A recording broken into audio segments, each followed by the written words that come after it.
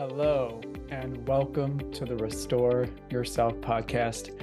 I am Timothy Waterman, your host. I am a metaphysical teacher, a divine channel of universal wisdom, and a personal breakthrough guide. Everything I do on all of my platforms is about personal breakthroughs, if you will. Actually, it's about remembrance, getting back to our natural state, which is going to come up in today's episode. It'll be mentioned in today's episode. So on one hand, we may think of it as personal breakthroughs, getting into that higher tier, that higher expansion of who we really know ourselves to be on the inside. And it can also be put as just a remembrance of who we really are on the inside, and relaxing back into our natural, authentic, true nature, our oneness with source energy, our oneness and our unique expression that we are of source energy, getting to explore and discover who we want to be here in our current human existence and expression, knowing that we come from that source energy, that source connection. That's where we come from. That's who we are. And we're getting to play in this human experience, exploring, discovering, expressing in all new ways that have never happened before. Everything I do on all of my platforms has to do with that remembrance and allowing more of that to shine through into our physical lives, into our physical reality, because we are all uniquely a main character in our own universe, in our own big production. And we have all the freedom in the world to decide who we want to be.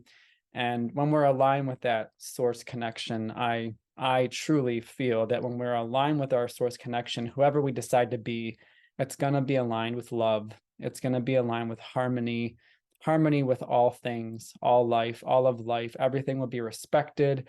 Everything will be appreciated. Everything will be cared for. We'll care for ourselves in the most loving, compassionate way. And we will extend that out to others as well, to the environment, because this is what source energy is. This is what I feel source energy is unconditional, unwavering love. And when we are in that connection, that freedom that comes from that love, of course, we will show up in this world in the most harmonious, beautiful, loving way. And today's episode has a lot to do with that source connection. And you'll see why. This is actually the longest podcast that I've ever put out, and for good reason. For good reason. I'll explain a little bit as to why. So today's featured guest is Gina Mallison, the founder of the Mallison Method. And you'll hear both Gina and I give some context to how we got to know each other in the interview today. And I just want to say, even though you will hear those details in a little bit here in the interview, I just have to say that getting to know Gina has profoundly, profoundly changed my life, and continues to profoundly change my life, because I see her as a bright, shining star, exuding permission and allowance into the higher vibrations in life. I've watched her Facebook for probably about 7 to 8 months now. And what I see her sharing on her Facebook is a life that's lived in playfulness and joy and even spontaneity and expression and freedom and enjoying the ride, following her highest joy. That's the impression that I get when I watch her Facebook feed. I know that she's studied the teachings of Abraham Hicks for a long time now. And I know that she also studies, some other, the teachings of other channels as well, whom I also very much admire. And all the vibrational teachings that I'm aware that Gina has studied, and all the ones that I study, they're pretty much all the same ones. And they all have this common theme of following our highest joy in life, following our highest joy, and see what kind of life that leads to. I mean, they all have that thread, if you ask me. And the thread is repeated and repeated and repeated, basically just, again, inviting us. Like, if you're willing to receive this invitation, life can be an ever unfolding moment where you follow and express and receive your highest joy.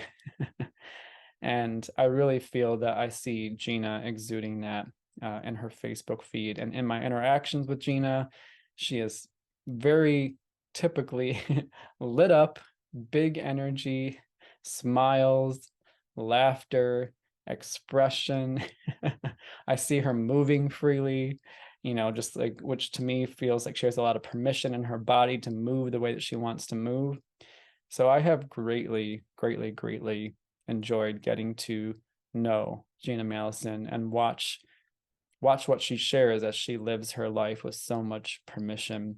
And I got to know a bit about her method, the Mallison Method, and I played with it on my own a little bit. It's this cool method where you learn how to soothe your own feelings, and which allows your vibration to rise, essentially, because as we feel better in different aspects of our multidimensional self, our vibration rises. As we feel better here and feel better there and feel better on this subject and that subject, our vibration rises. And so I played around with the technique on my own for a bit. And then, just the time came where I was able to play with Gina one-on-one and have her actually calibrate me with her method, the method that she founded, the Mallison Method. I've had 3 calibrations with Gina now, and everyone has been fantastic. Everyone has been absolutely fantastic. Today, you're going to see on the second part of this episode, there's 2 parts. There's the interview, and then there's a calibration that I have with Gina. So you're going to see me receive a calibration from Gina using her method, the Mallison Method. And I mean, I put most of the calibration in there, So, I mean, I would say like 97% of it is there. So, I'm showing a lot of the process that I had with Gina, and man, oh my gosh, holy cow. It was such a breakthrough. And it has a lot to do with my own connection to source energy, who I truly am at the core of I am that I am is source energy. And it had to do with how much I was allowing myself to feel into that deepest aspect of myself as source energy, how much I was allowing myself to connect with that. And wow.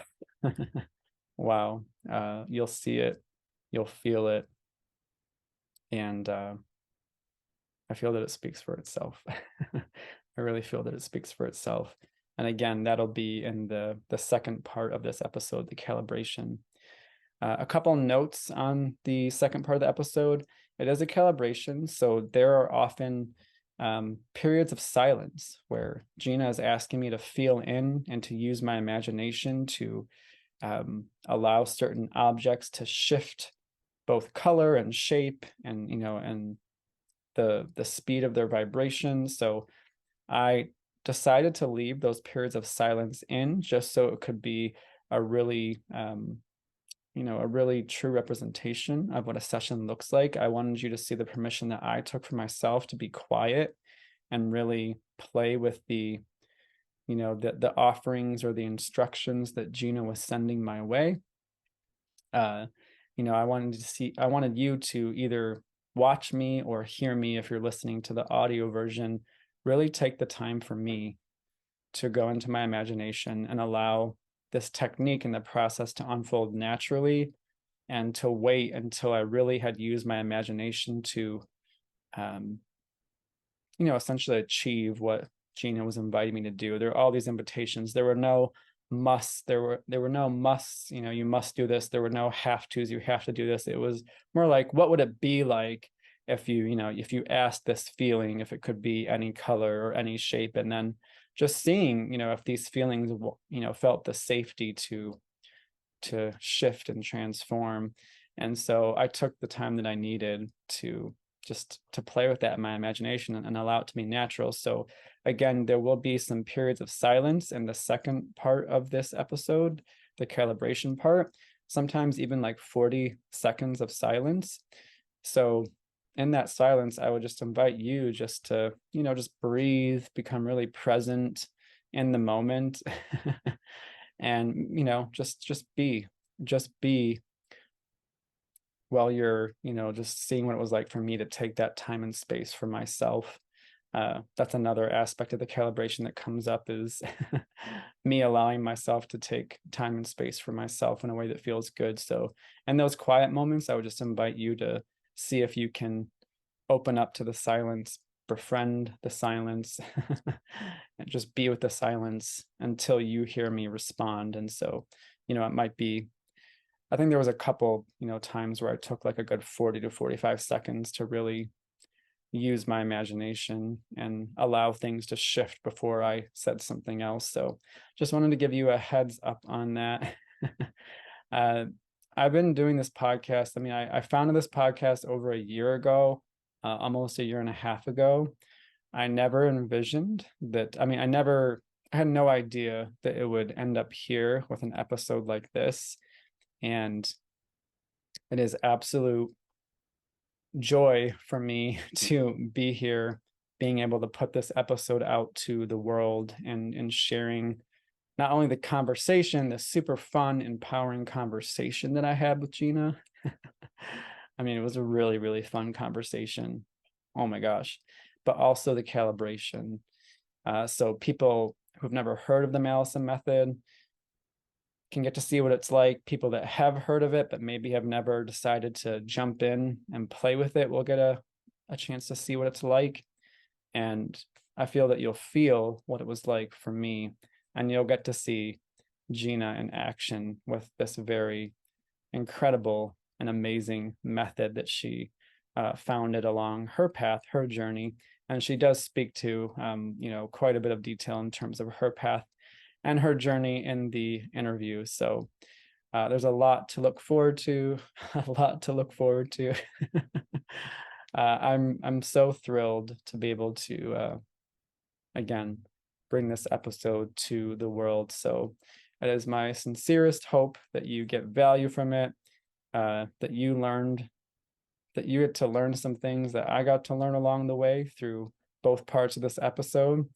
If you, after listening to this, if you want to connect, or watching this, if you want to connect with Gina, just know that her link to her website and her Facebook page, her own Facebook page, will be her personal Facebook page, I should say.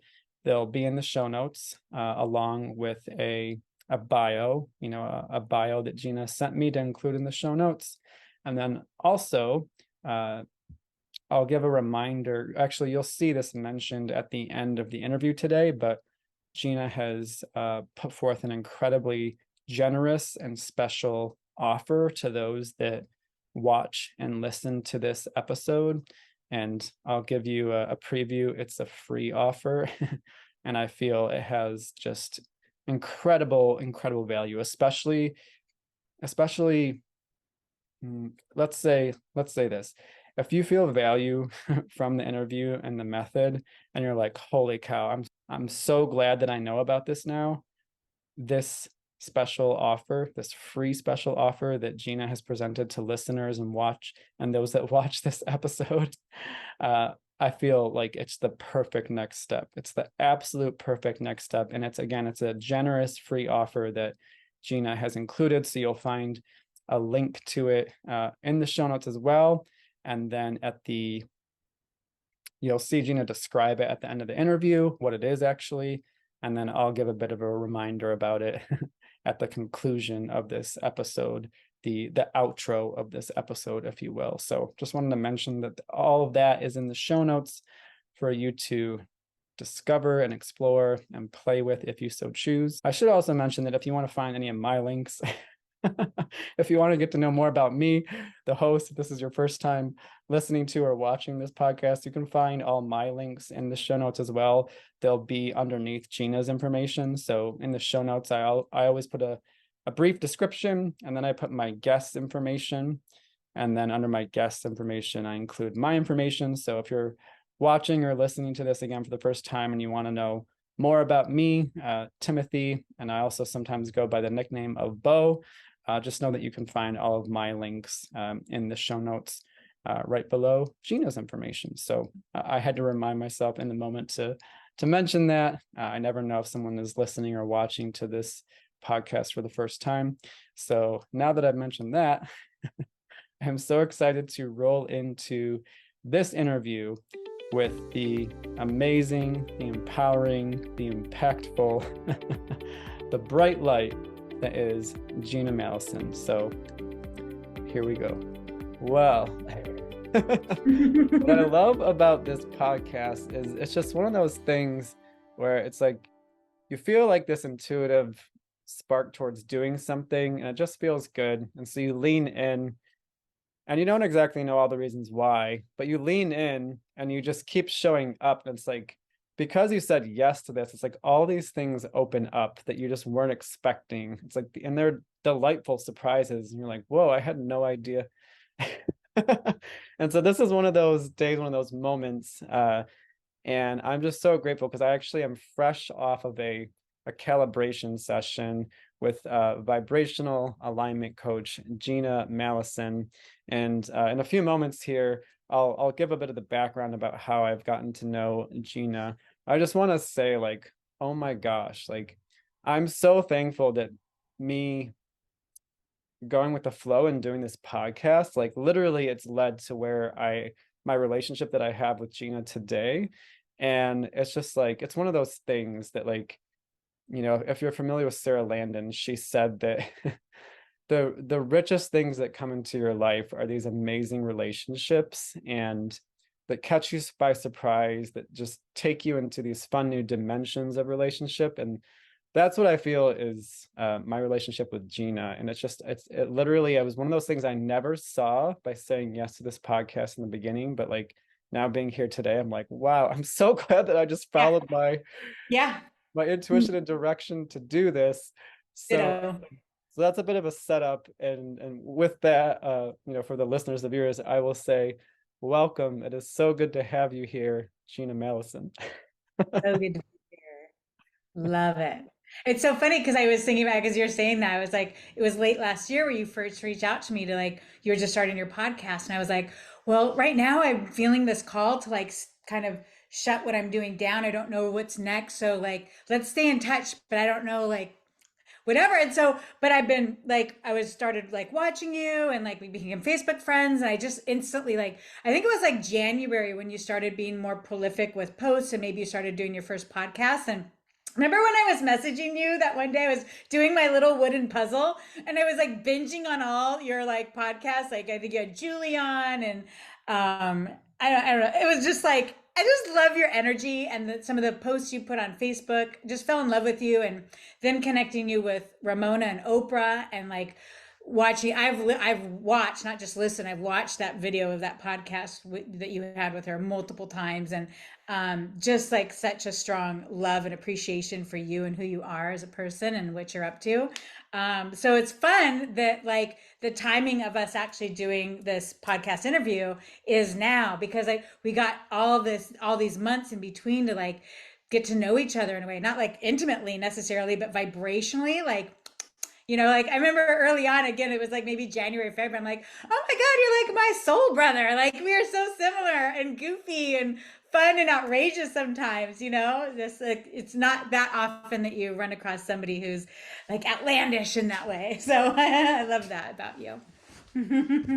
Well, thank you for sharing that. And you actually, like you did me a favor because you just described our background and how we've gotten to know each other. Mm-hmm. Yeah, like I discovered you on Facebook. I think it was just because we had mutual friends in common. Mm-hmm. And like I either friended you or like maybe like I saw a post that you were tagged in with someone else, but I just like I saw these photos of this like really like bright person like traveling the world. I think you were in Europe at the time, and Yes. like just something about it was like, wow, this person is like they're living a big life, they're having Yes. fun. It looks like they're just really enjoying their life experience. And so like that just kind of pulled me in. And I was just like, huh, who is this person? I think I saw the pictures first because I think it was like you were tagged in pictures of someone else that I know. Yes. Then I think from there, like I friended you, and then yeah, we, I think at one point I just messaged you. I was just like I'm loving your photos or something, and yeah, we just started talking, and yeah, like you said, we've stayed in touch electronically for about like 6 or 7 months now, and yeah, again, one of the things I'll say is I'm just so thankful because in this in this realm of higher vibrational understanding, for Mhm. me, I'll speak candidly, like it really does feel like a 180 from pretty much everything I learned, Yes. and like the first, I don't know, like I feel because like in the beginning of my spiritual metaphysical journey, I was more like I started studying things like Buddhism and like Hinduism, which was more like understanding the oneness, Yes. and so like and then I got into like Eckhart Tolle, and I don't think I really started to get into like the realm of like Abraham Hicks until I was like 35. And Wow. when it became, I had the context of like oneness, everything is one, like, love is what creates and all of that. Like I had that context, but then I think about like 35, I was introduced to like Abraham Hicks. And it was just like, Mhm. I remember like I was studying their teachings on their flip calendar. They created this flip calendar like many years Mm-hmm. ago. So I was just Mm-hmm. doing it one day at a time. And the perspectives that were being introduced, I'm like, this is unlike anything else I've ever seen. Yeah. Like what they're Yeah. saying, I'm like, if this is true, like this is Yes. radical. Yes. So you can be, do, or have anything. Yeah, and just like the limitless potentials, and it's all energy, and like, and Yes. the law of attraction, and what you're and how powerful your thoughts are, and Mhm. and like your desires are natural, and all these things. And Yes.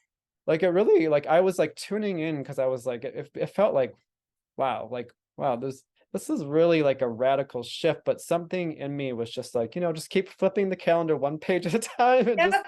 make it Just little happen. bites, little digest, little bites. Yeah, and since then, like that's when I feel like my really understanding of higher vibrations and frequency and really the mechanics of the law of attraction. And then of course I started to get a hunger, and I really, once I warmed up to it, and I was like, okay, yeah, I'm open to this, like feel something in me that's like, yes, there's something here that's meaningful. So since then, like since I warmed up, I've had like this deep hunger for all of this higher vibrational knowledge and wisdom. And of course, it keeps making sense. It keeps feeling like, yes, like this is the truth. Yes, this is the truth. This is how it all works. And it continues to feel more and more profound and expansive. Like every layer feels more expansive, where it's like, oh my gosh, there's even Yes. more to open up to. Even more.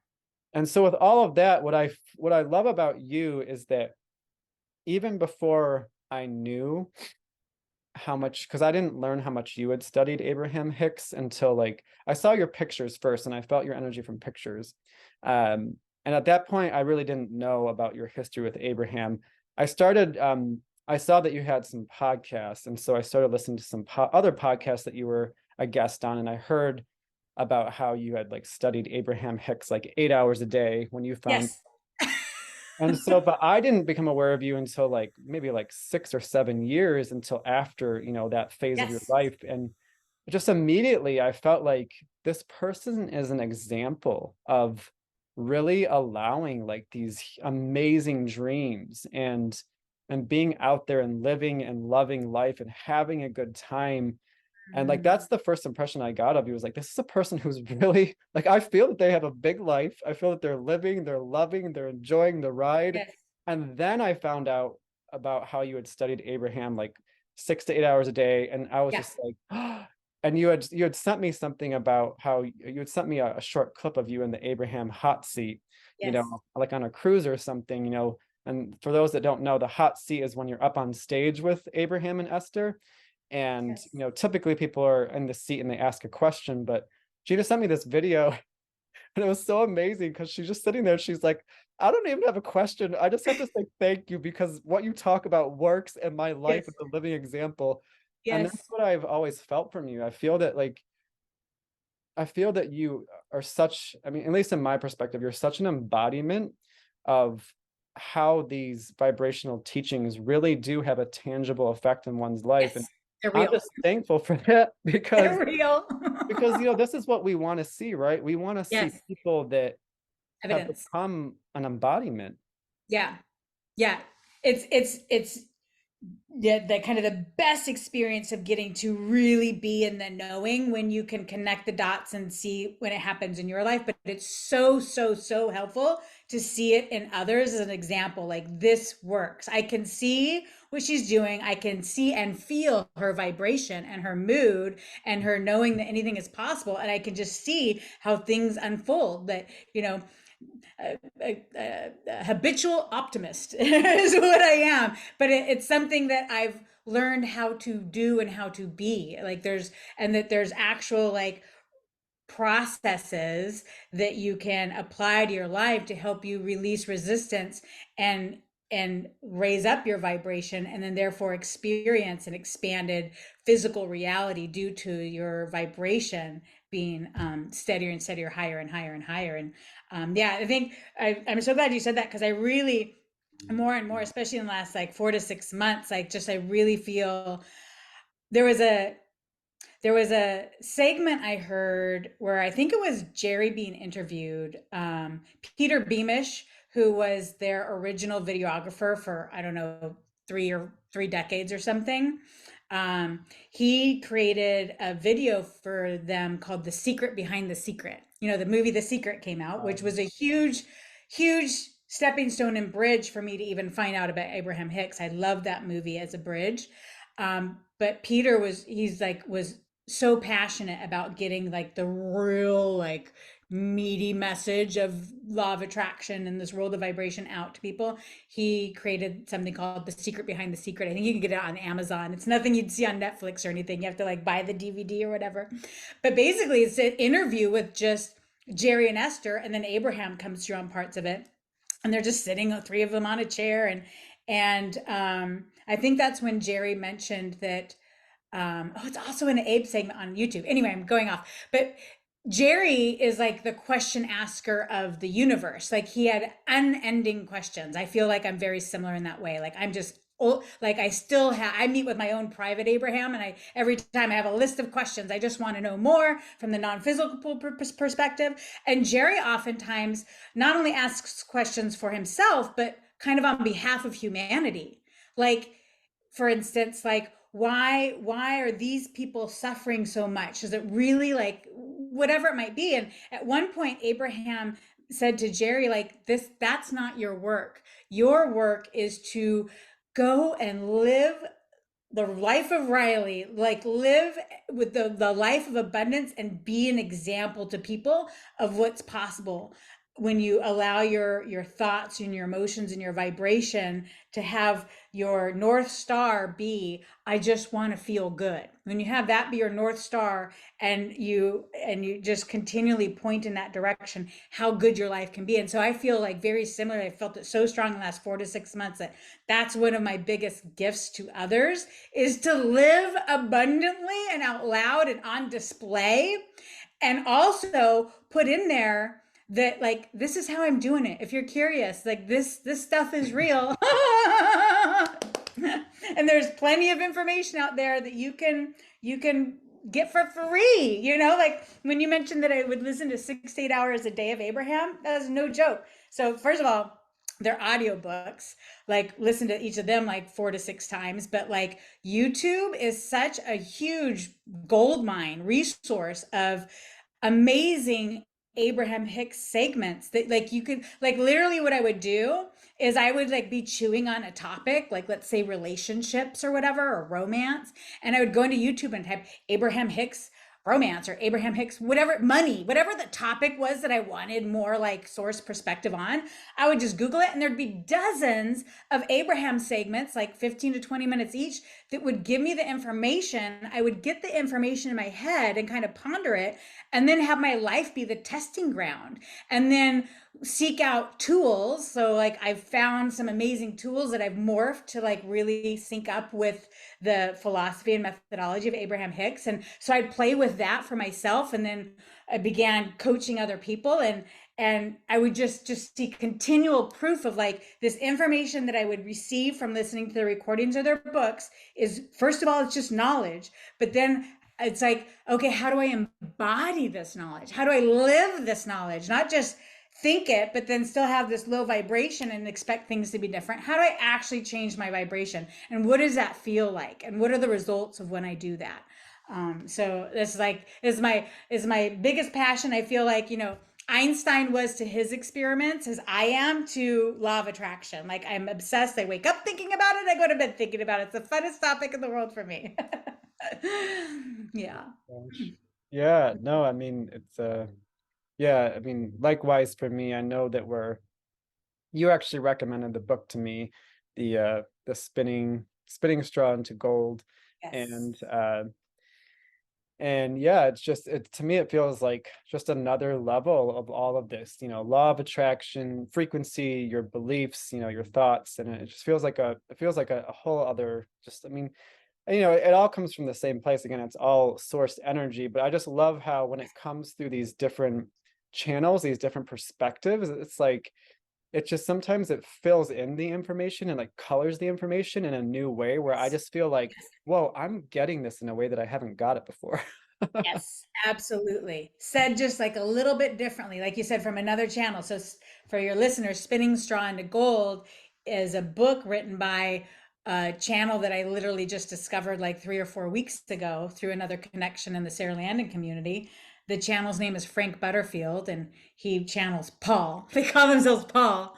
But this book on spinning straw into gold, the way that they put things and phrase things and explain things, like you said, it just clicks in. It just fills in another like missing gap that you didn't even know was missing on your perspective and a new way to think about the creation of money rather than earning money. Like, oh yeah. So it's like, like it just, you just eat it up. It's just such good stuff. And so, yeah.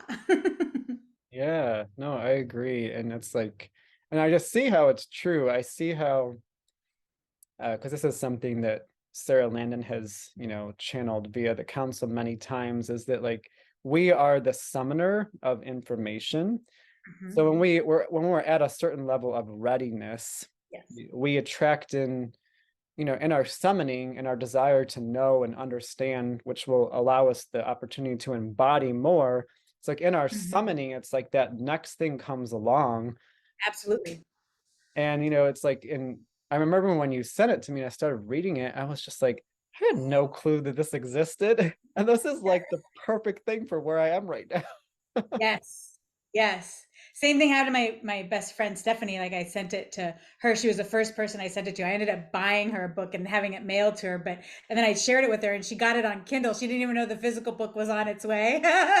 um and like while she was reading within the first like chapter or two, she got a message from her partner, from her boyfriend, saying that a mutual friend of theirs just inherited $150,000, like out of the blue. Did not even know an inheritance was coming his way. It's one of my favorite things, like when I'm working with somebody about money and they're all twirled up. A lot of people, when they're twirled up about money, their logical brain tries to figure out how can this happen, and your brain is so limited, and literally money can come from anywhere at any time at any amount.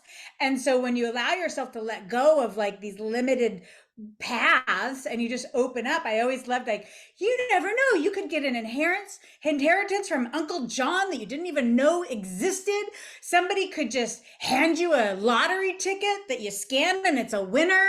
You could find money on the street. I just love like sprinkling in, like it could come from anywhere at any time. And so I love when I hear stories like this. She's reading a book and a mutual friend provides physical evidence that money, large amounts, can come out of the blue at any time. You don't even need to know about it, and it can land in your lap.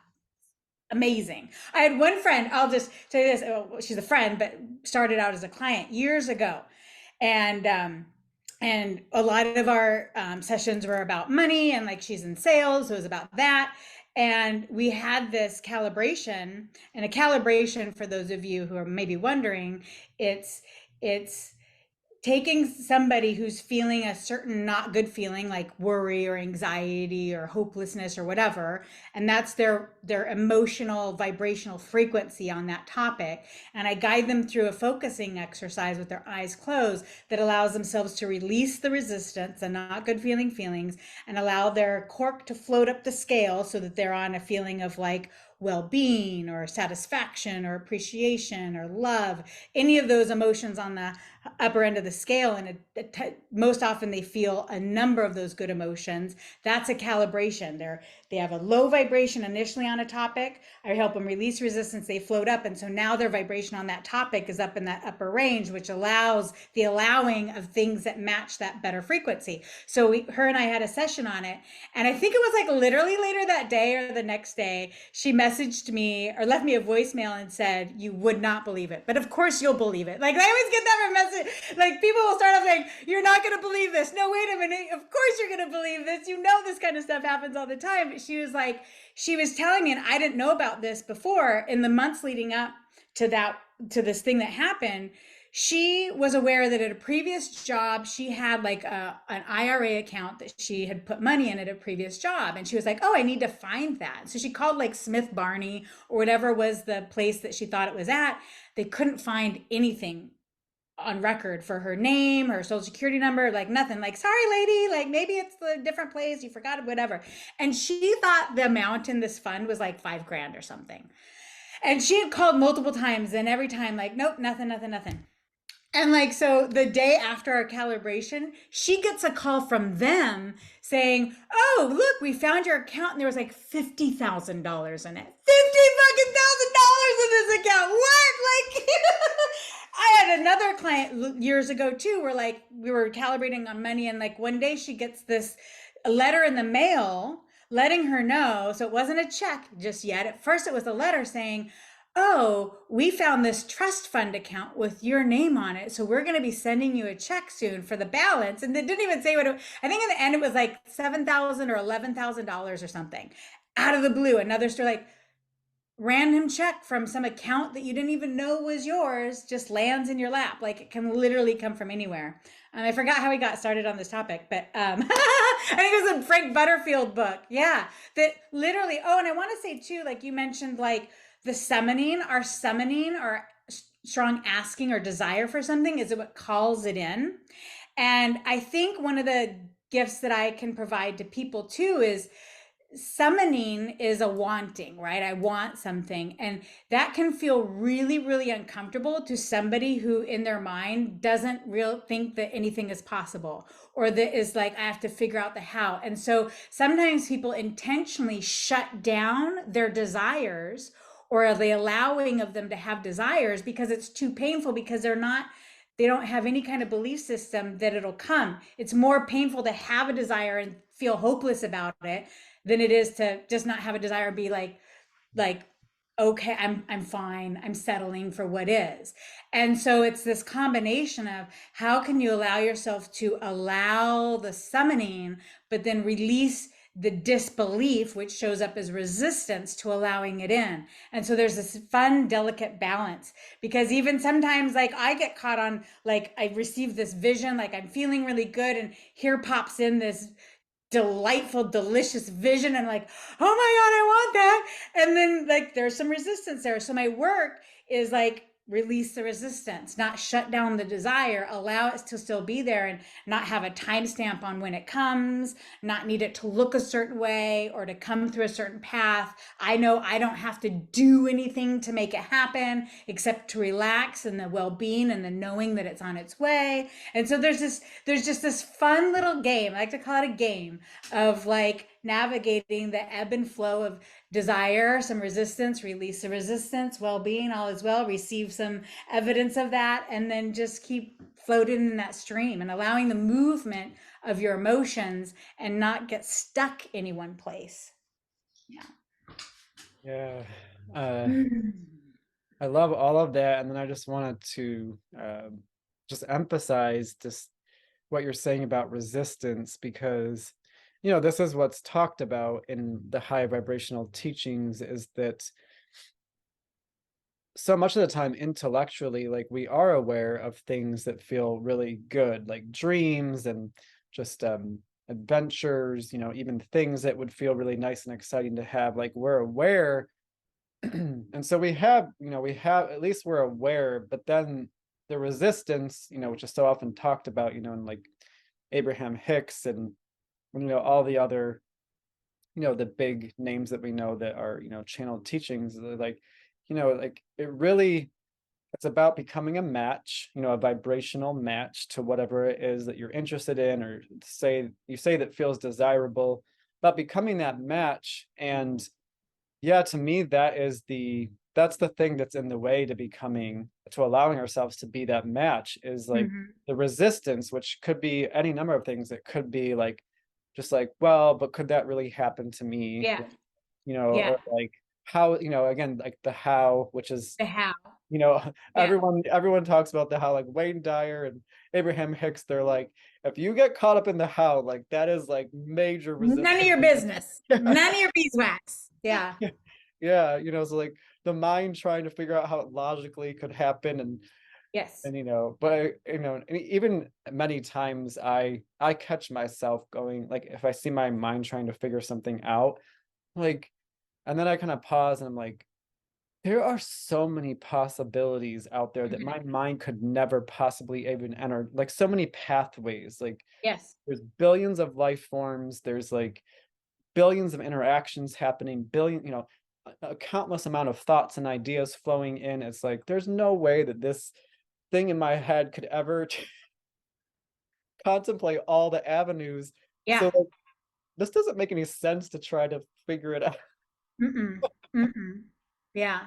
Yeah. And so yeah, just the releasing the resistance, Yes. and that's something. So I've had two calibration sessions with you, and yeah, that's what we've been exploring, is just like, Mhm.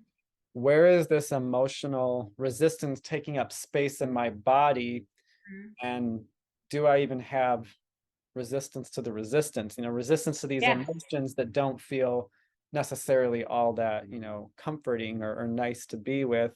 And Mhm. I have to say, from personal experience, what I'll say about what I've experienced with you, and it really, like, by going through the process with you, what I realized, even in my first session, what I realized is how much of this stuff that I try to figure out in my head, Yes. as opposed to, like, you really brought me down and you're like, no, we are bringing attention to feelings. Feelings, Yeah. sensations, and Yeah. feelings. Like, Yeah. we're working with feelings, which most of the time for me are in my body. I Yes. know in the one that we had today, there was like, we started with one in my chest area.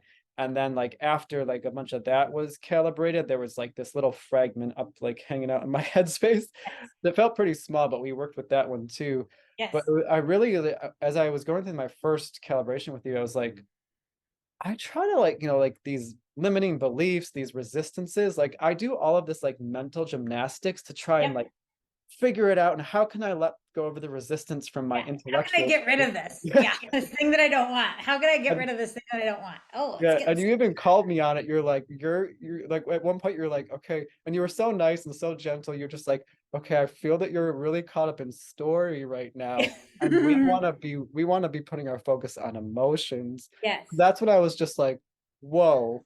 Yeah. I've been doing, Yeah. I've been so in my head about all of this. Yeah. Like literally, like I even was working with somebody like last week where they mentioned like, I want to let go of this old story. And Abraham has this funny thing they'll say sometimes like, I want to stop thinking about that thing I can't stop thinking about. Let me stop talking about. And as you're trying to stop talking about the thing, you're thinking about it more and it gets bigger. What you want to do is focus on something else. And then that just becomes a non-vibrational player in your thing. So to try to let go of something is to focus on something else. But if that thing already has a lot of momentum, it's really hard to let go. And so what we do is we allow ourselves to focus on it fully and completely from a feeling place, not a story place anymore. And then as you allow the feeling will actually guide you, because the feeling wants to feel better too. You want to feel better. That feeling that feels like despair or fear doesn't want to feel that way either. So instead of being adversarial with it, like, fuck you, go, pardon my French, like, I want to get rid of you, that feeling's like, no, help me feel better. And so you kind of partner with it and help it change its color or its texture. Again, you're completely out of the story, because as you're in the story trying to fix the story gets bigger. You cannot fix a problem. The problem will just get bigger and hairier. So you just get rid of the story, have it be this abstract thing. I think Timothy or Bo is going to share with you guys what a calibration looks like. And it transforms and it feels better. And now when you go to think a thought about that topic that used to have a balled up story about, because you're now at a different vibrational frequency, you're essentially on a different radio station about that topic, naturally the thoughts that you're able to receive are different. They feel good because you've changed your vibrational emotional frequency.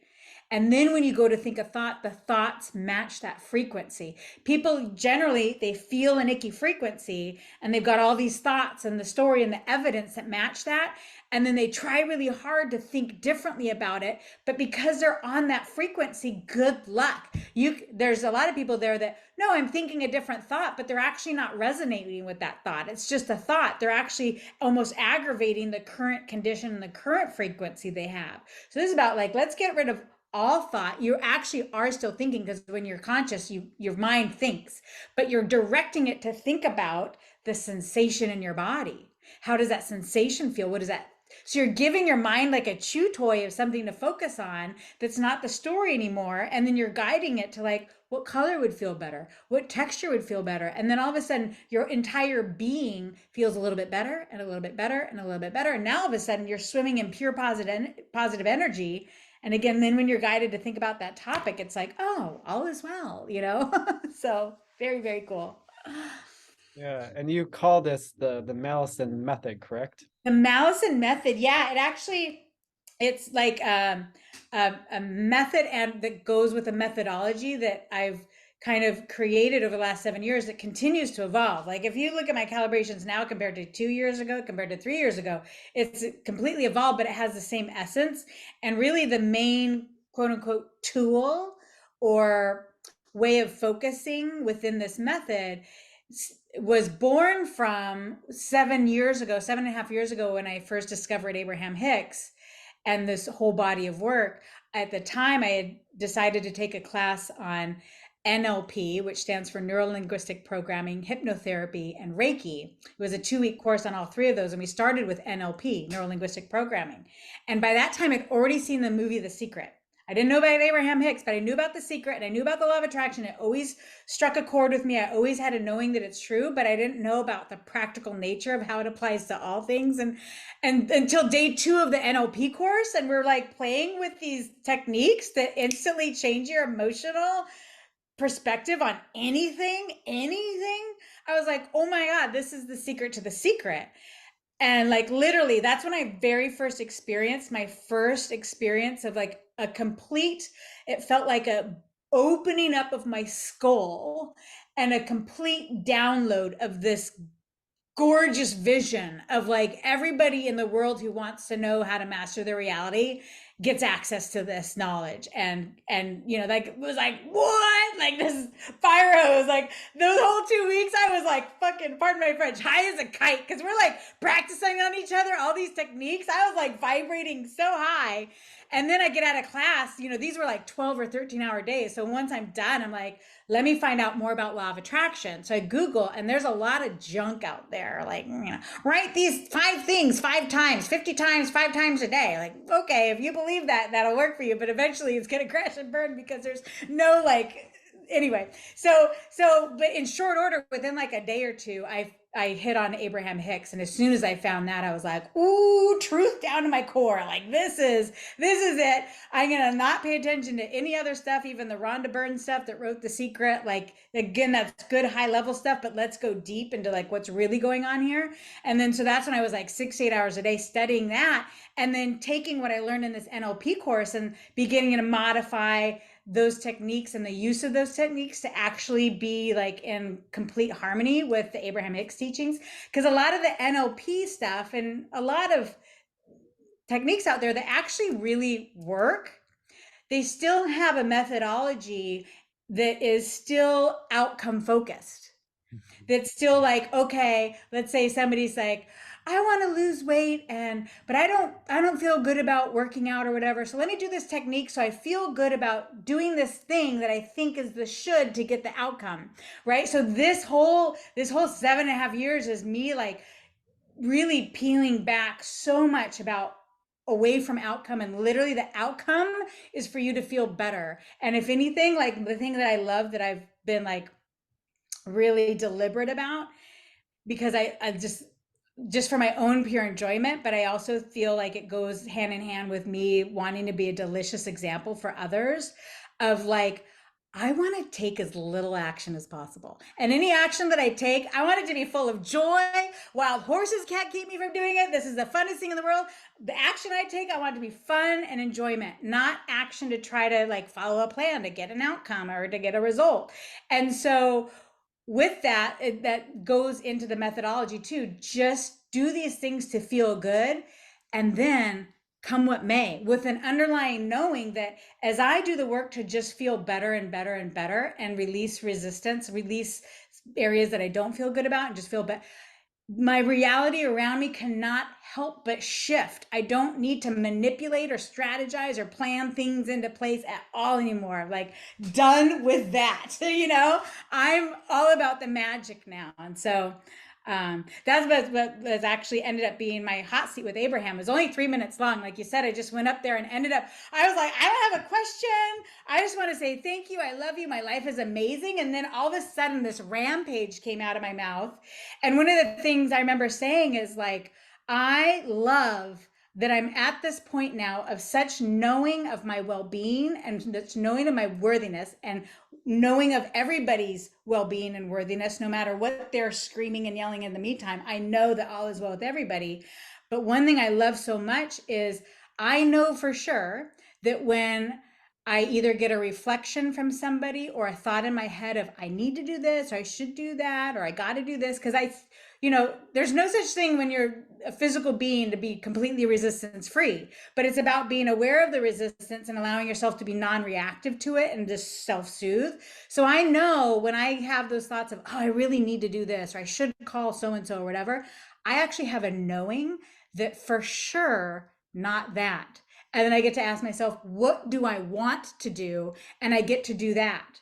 This is a big part of like, well, what is resistance? Resistance is like, when you think a thought and you say like, but, or when you're like, I need to, or I have to, you can tell it doesn't feel good, but you have this illusion in your head, but I need to, otherwise I'll get in trouble, or so-and-so will be mad at me, or I'll be further away from my goal. That's all BS, your head stuff.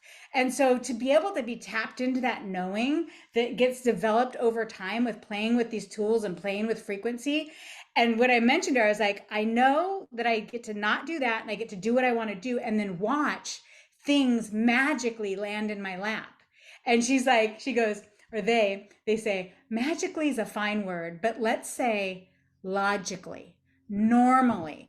It's just normal, isn't it? When you allow yourself to feel good and do what you want to do just because it feels good, isn't it normal and logical that the things you want that are a vibrational match to you feeling good land in your lap?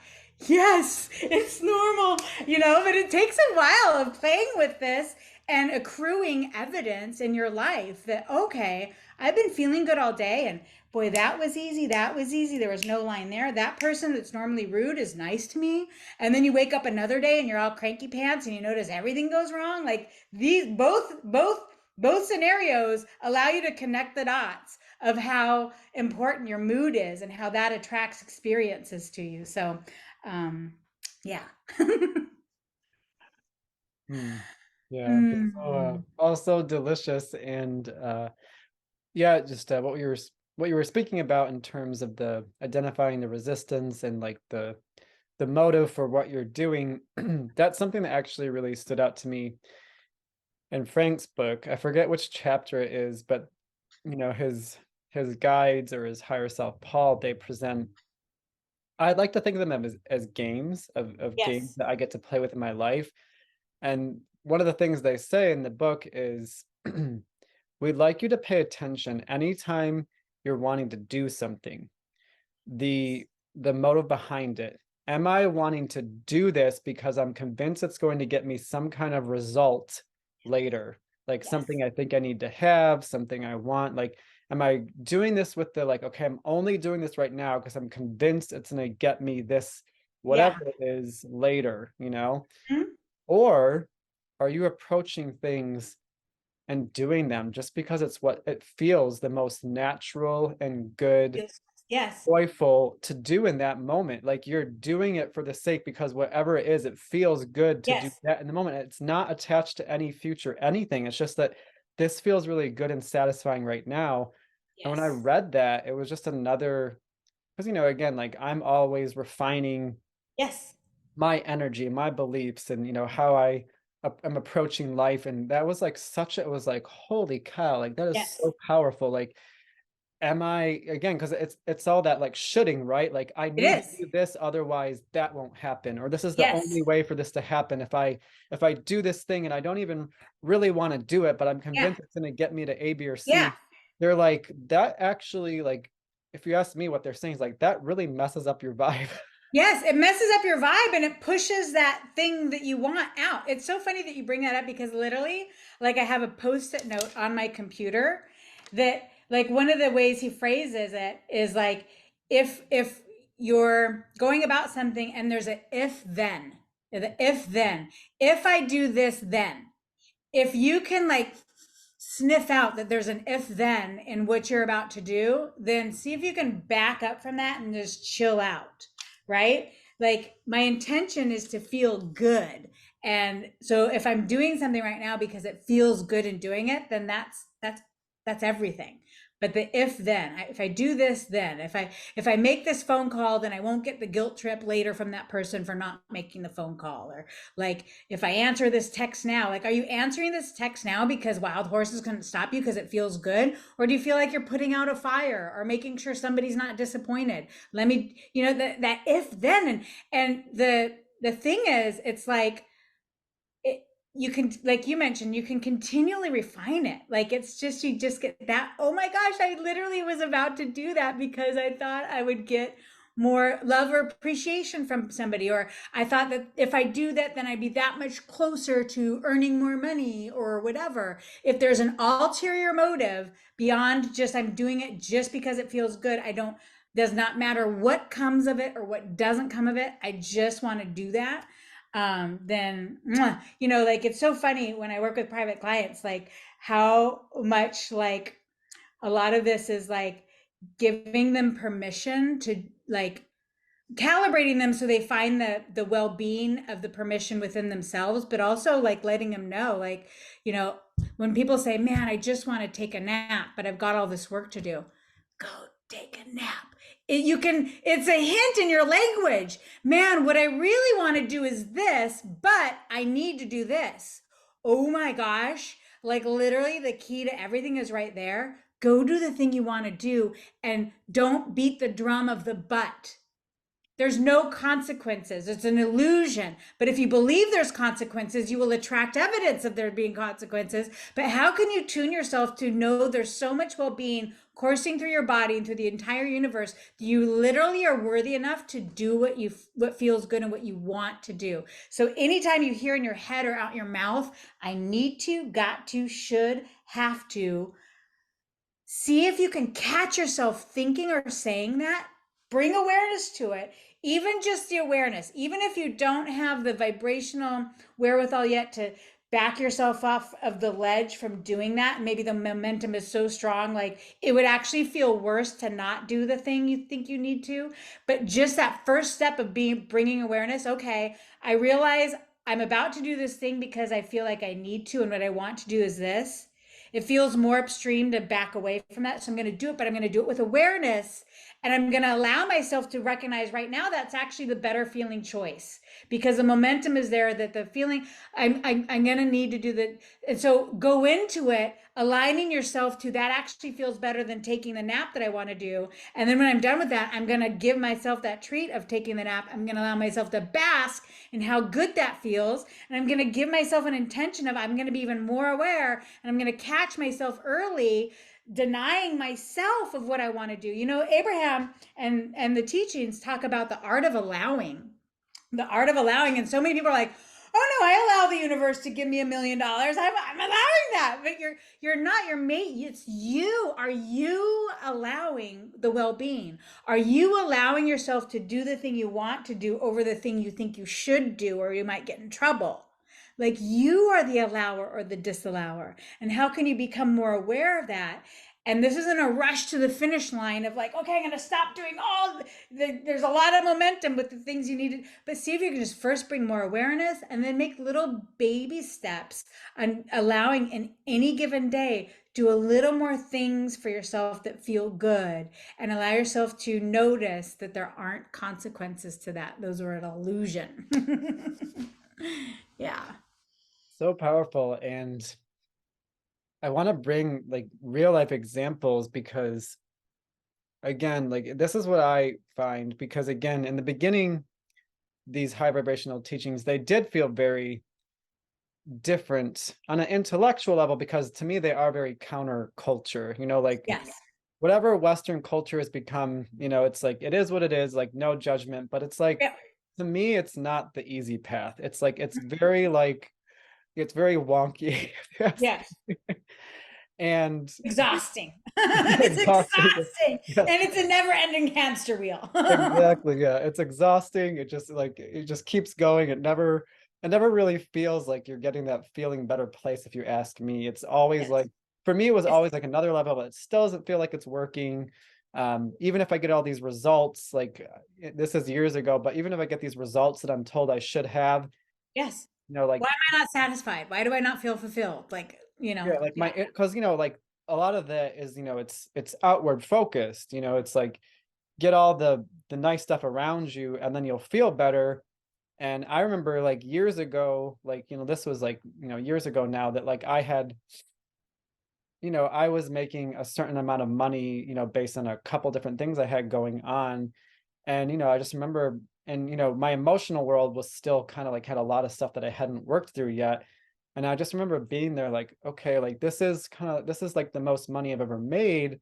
And I'm told I'm supposed to feel a certain way, but like this amount of money that's coming in at this time of my life, it hasn't done anything about the fact that like I still have all of this like weird stuff going on inside me that I haven't dealt with. Like it doesn't do anything for that. Yeah. And so I tried it the culture way, and I was just like, this is not adding up. So to me, these high vibrational teachings, what they're doing is, it's an unculturing, if you will. Yes. It's inviting us back to our natural state.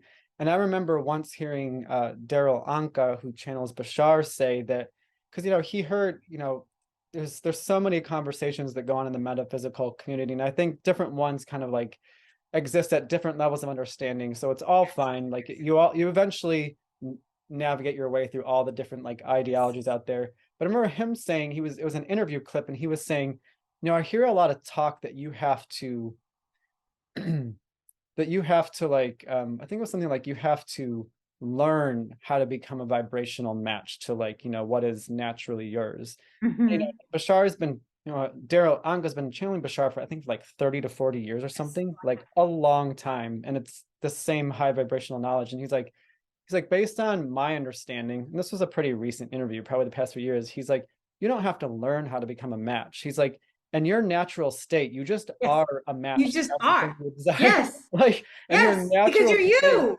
yeah, yeah. He's like, so to me, it's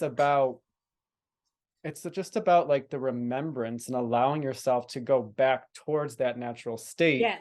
which is, again, what like Abraham, the council, Bashar, like Paul Selig, like all these teachings and, the stuff that comes through me as a channel is in alignment with all of that. Just like it's all about like inviting us back to that natural state. And I Yes. see the real ways that I see what to me feels like a very natural state demonstrated is in very young children who have not experienced a lot of conditioning yet. And I'll give an example on that in a moment. And animals, like even household pets. So to speak to your example of rest, I mean, you know, this definitely goes for animals in nature, but for any like household pet, like a cat or a dog, you know, all day long, aside from maybe some rules that they were taught to follow in the house, like they do exactly what they want to do. Yes. They play, they entertain themselves, they ask Mhm. for They attention when lay in the sunshine that's coming through the window. yeah, like I remember the first thing because a few years back now, yeah, a few years back now, I was in this space where I was renting a room in a house in LA, and there was a dog that lived there of the it was the owner of the house whose dog it was, and every morning when she got up and stretched and kind of like just woke up, she would just want to go out and lie on the back deck and just like literally like just soak in the sunshine Yeah. like every morning. Mhm. And but also just like I just noticed like whenever she's just been moving around a lot, she just lays down. She's like, and now I'm just gonna go to sleep because Yeah. you could just tell like now it feels good to sleep, so I'm gonna do Yeah. that. And so that speaks to your example of like it's a very and for the body, as I experience it, like the body just knows, okay, now it's time to wind down. I need a break. Mhm. I need to just like I just need to be, I need to lay down, I need to turn the mind Mhm. off. And like the Yep. body just knows, but are we acknowledging the body for the powerful Yeah, instrument? are we allowing to listen to the guidance of our body? Yeah. And then some people are like, oh, I must have depression, or I should go to the doctor because there's something wrong because I'm tired all the time. Well, you're tired all the time because your body is like guiding you to like that's where you can shut off your mind and connect. Like when you're like super tapped into source energy, like I remember there was like this period of like, I don't know, 3 or 4 months where I was like so freaking tapped in. I would sleep 2 hours a night because like I didn't have a lot of resistance, so I didn't need sleep. But generally, like you go through the day, by the end of the day, you've picked up enough resistance, even if you know this work, that rest is a time for you to shut off your mind, reconnect with well-being, allow the cells in your body to regenerate, and you come. So, but when your body's guiding you to rest, you want to allow that. But again, it's like there's so much thought of like, but it's not safe because you have all this stuff you need to get done. If you just like, then your mind goes, but then I might sleep all day. Like there's so many people that hear the teachings of Abraham Hicks and they're like, wait a minute, what? So I should just sit on my couch and eat bonbons all day? Like that is like the typical initial response that a lot of people sit on my couch and eat bonbons. No, but like when you're really in an allowing mode, like oftentimes you actually want to get out there and have things to focus attention on and take action, but that action feels delicious in and of itself, not because you're fearing something that could happen if you don't take the action, or you're trying to get the carrot on the end of the stick if you do take this action. The action is just pleasurable in and of itself. But yeah, that sleep thing is really interesting. So if there's anybody who's listening that is denying themselves of sleep when their body is craving it, see if you can allow yourself to give into that a little bit. It's not going to last forever. Like there's this amazing um oh it's a story I heard about a kid who was in like the normal school system and was having a real tough time. And finally, his parents were like, we need to pull him out. Let's put him in. I think it was like the Sudbury School, which is like a very much like kid driven. Hey, what do you want to study? The teachers are there to facilitate providing them the ways to study whatever they want. And this kid got in that school, and he decided that he just wanted to sleep on the couch all day, and the school allowed him to do that. Like they don't try to push the kid. And there was like months straight he would just come and sit and like sleep all day. And eventually, after I don't know 6 months of that, this is the story I recall hearing, like finally, like kind of midday, he gets up and there's a kid doing like computer sciences stuff over there on the computer, and he gets up and he just walks over to Curiosity and he just has interest in it, and all of a sudden, like, that's where his interest came. But it's like he needed all those months in a row to like rest, to release the resistance of all the shoulds and you need to do this and you're not good enough there. It's like, I just need to relax for a little bit and chill out. And then when he got rid of all that resistance and all the voices in his head and direction from others, he got to tune into his own guidance. And as a human, there's things you're interested in. And a lot of times we don't let ourselves be interested in it because, like, well, what's that going to get me? What's the outcome of that? That's just playtime. Well, yeah, at the playtime, if you allow yourself to have that playtime and feel really good, more things that will support you living a delicious life experience will show up to you. And anyway, I'll get off my soapbox, but yeah. No, no, I love it. I love it. And I can feel the passion and enthusiasm behind it. Mm-hmm. And that's one of the examples I wanted to bring up, just about.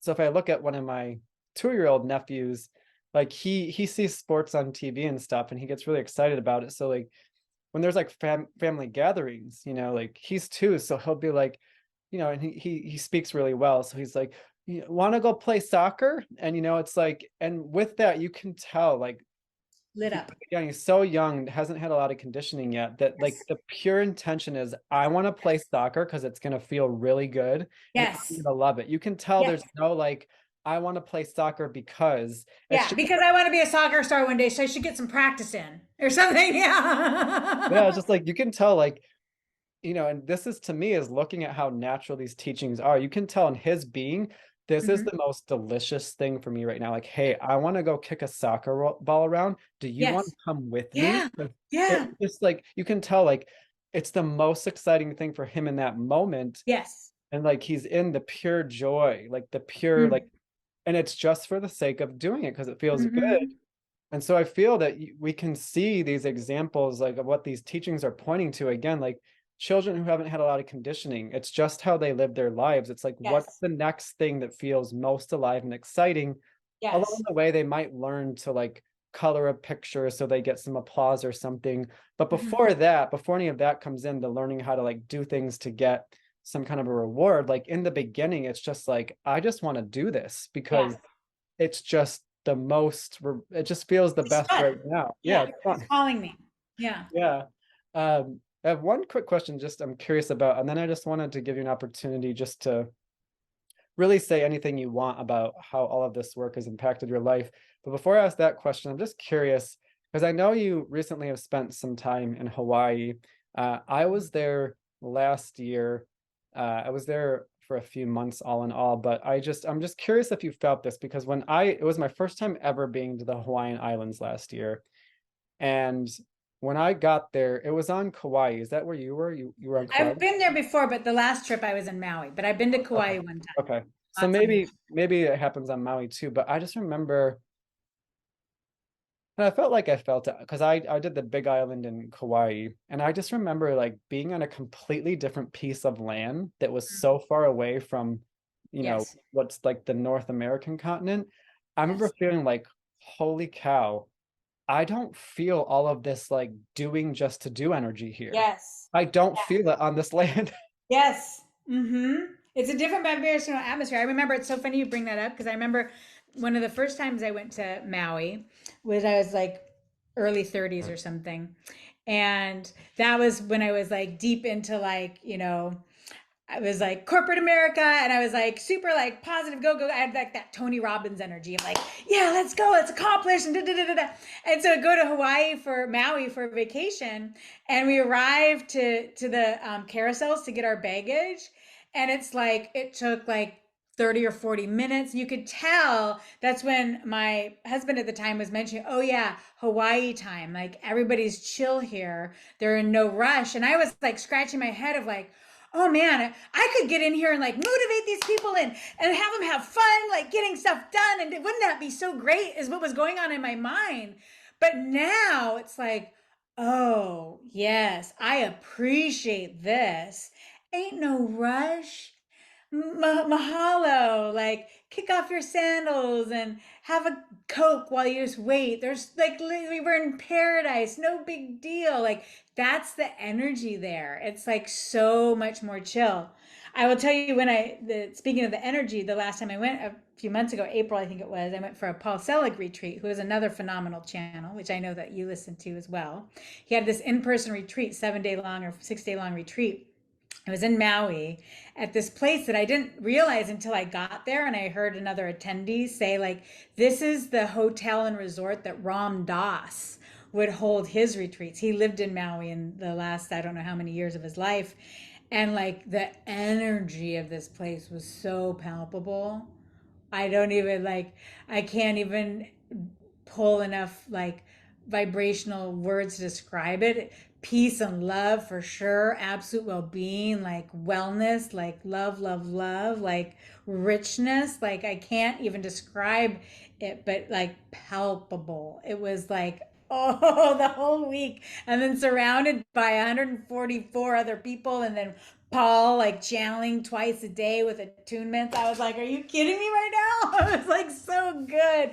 And like literally, so my husband came with me on that trip, and he's like not into this work. He loves the yummy benefits of a yummy life because of it. But like his thing is he came with me. We stayed in the same hotel, but when I was doing my Paul Selig stuff, he would go out. One day he did a motorbike ride around the entire island and up the volcano. And on all the other days, he played golf like 2 or 3 times a day. And like, so he was in heaven. I was in heaven. And then when we were done with our days, we would come back to the hotel room and just bask. And we just couldn't stop saying to ourselves, like, this is the best day ever. Like, this is literally, that was our best. We've been on over 80 vacations in the last 7 years together. And that was like by far the best. And no doubt a big part of it had to do with the land and the environment that was like curated over time with these loving beings and intentions, and just the people on that land. They're so disconnected from the mainland that has a strong stream of frantic, urgent, got to make stuff happen energy that's just not present there in the least bit. So, yeah. Yeah, Yeah. to me, that's just a sign that, if you're hearing this, and I can't really speak for other places, but if you're really used to life on like the North American continent, where it seems like the collective conditioning, to a large degree has been like that, do just to do, you got to stay busy. Accomplish, you- accomplish, accomplish. yeah, you got to be productive, like all of that. And like that's just like what you're used to. And if you've traveled, maybe you can relate, but it's like, for me, when I got out of the collective bubble, it was like so clear, like, oh, that's just one approach that maybe has become very dominant. But when you step out of it, you're like, whoa, Oh, there's you know like, what's so, yeah. One of the things I want to point out is like how much, especially in the past few years, I've been witnessing such a shift in the collective, even in North America and stuff. Like, it's so funny. What keeps coming up is like, I don't know if you've ever heard like adults or older people talk about those millennials just want everything. They don't want to work for it. And I'm like, yes, because they're tapped in. Like Abraham talks about this all the time. Like, don't worry, the natural evolution of higher vibrational ways of being is a given, because as the old ones die out that are attached to the old ways of being, new ones are born every day that like they know different. And like initially it's like, again, they just want everything for nothing. And it's like, because that's possible. You don't have to, like, we can all live in this co-creative dance where we can all have everything. There's infinite abundance. Like yay laziness, like the art of being, like one of the Abraham quotes out there is like, we would love you to like practice laziness a little bit, like which is like so backwards and kind of scary for some people to hear, because there's again like that whole like, what do I sit on my couch and eat bonbons all day?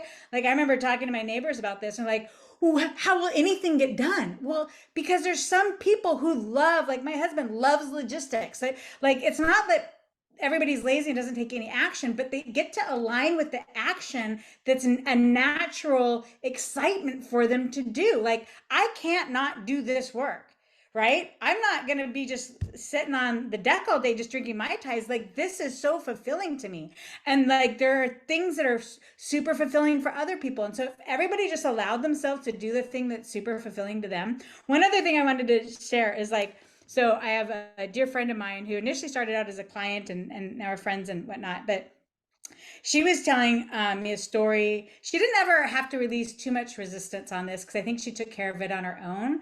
But maybe in the early days, there was her son in his teenage years was like super into video games, like super into video games. And how many parents are out there are like, get off the video game, like you're gonna rot your brain, or like you need to study, like you can't just play video games, you need to prepare yourself to go out in the world and make money and have a successful life. She was easy enough about it, and he was also probably dominant enough, like you can't tear me away from this. Guess what now?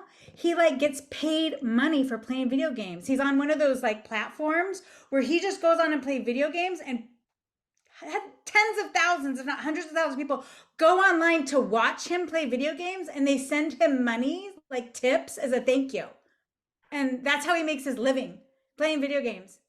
So literally, just allow your kids to follow their highest excitement. Like, like it's a weird time. Like my parenting is different than Sammy's dad, who's my ex-husband. But like I know, like she does not have to get good grades in order to have an amazing life. Like her natural talents, which aren't in line with like mathematics and geography and history, like hers is more like beauty and makeup and friendships and laughter and fun and entertainment.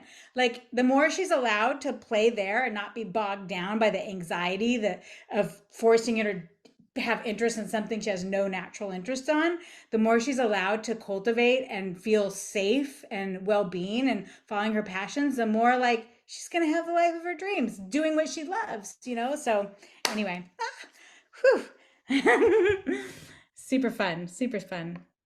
Well, yeah, because it's well, that's the thing too. When you really start to understand the vibrational makeup of reality, it's like the most important thing is our energy, our vibration, because Mm-hmm.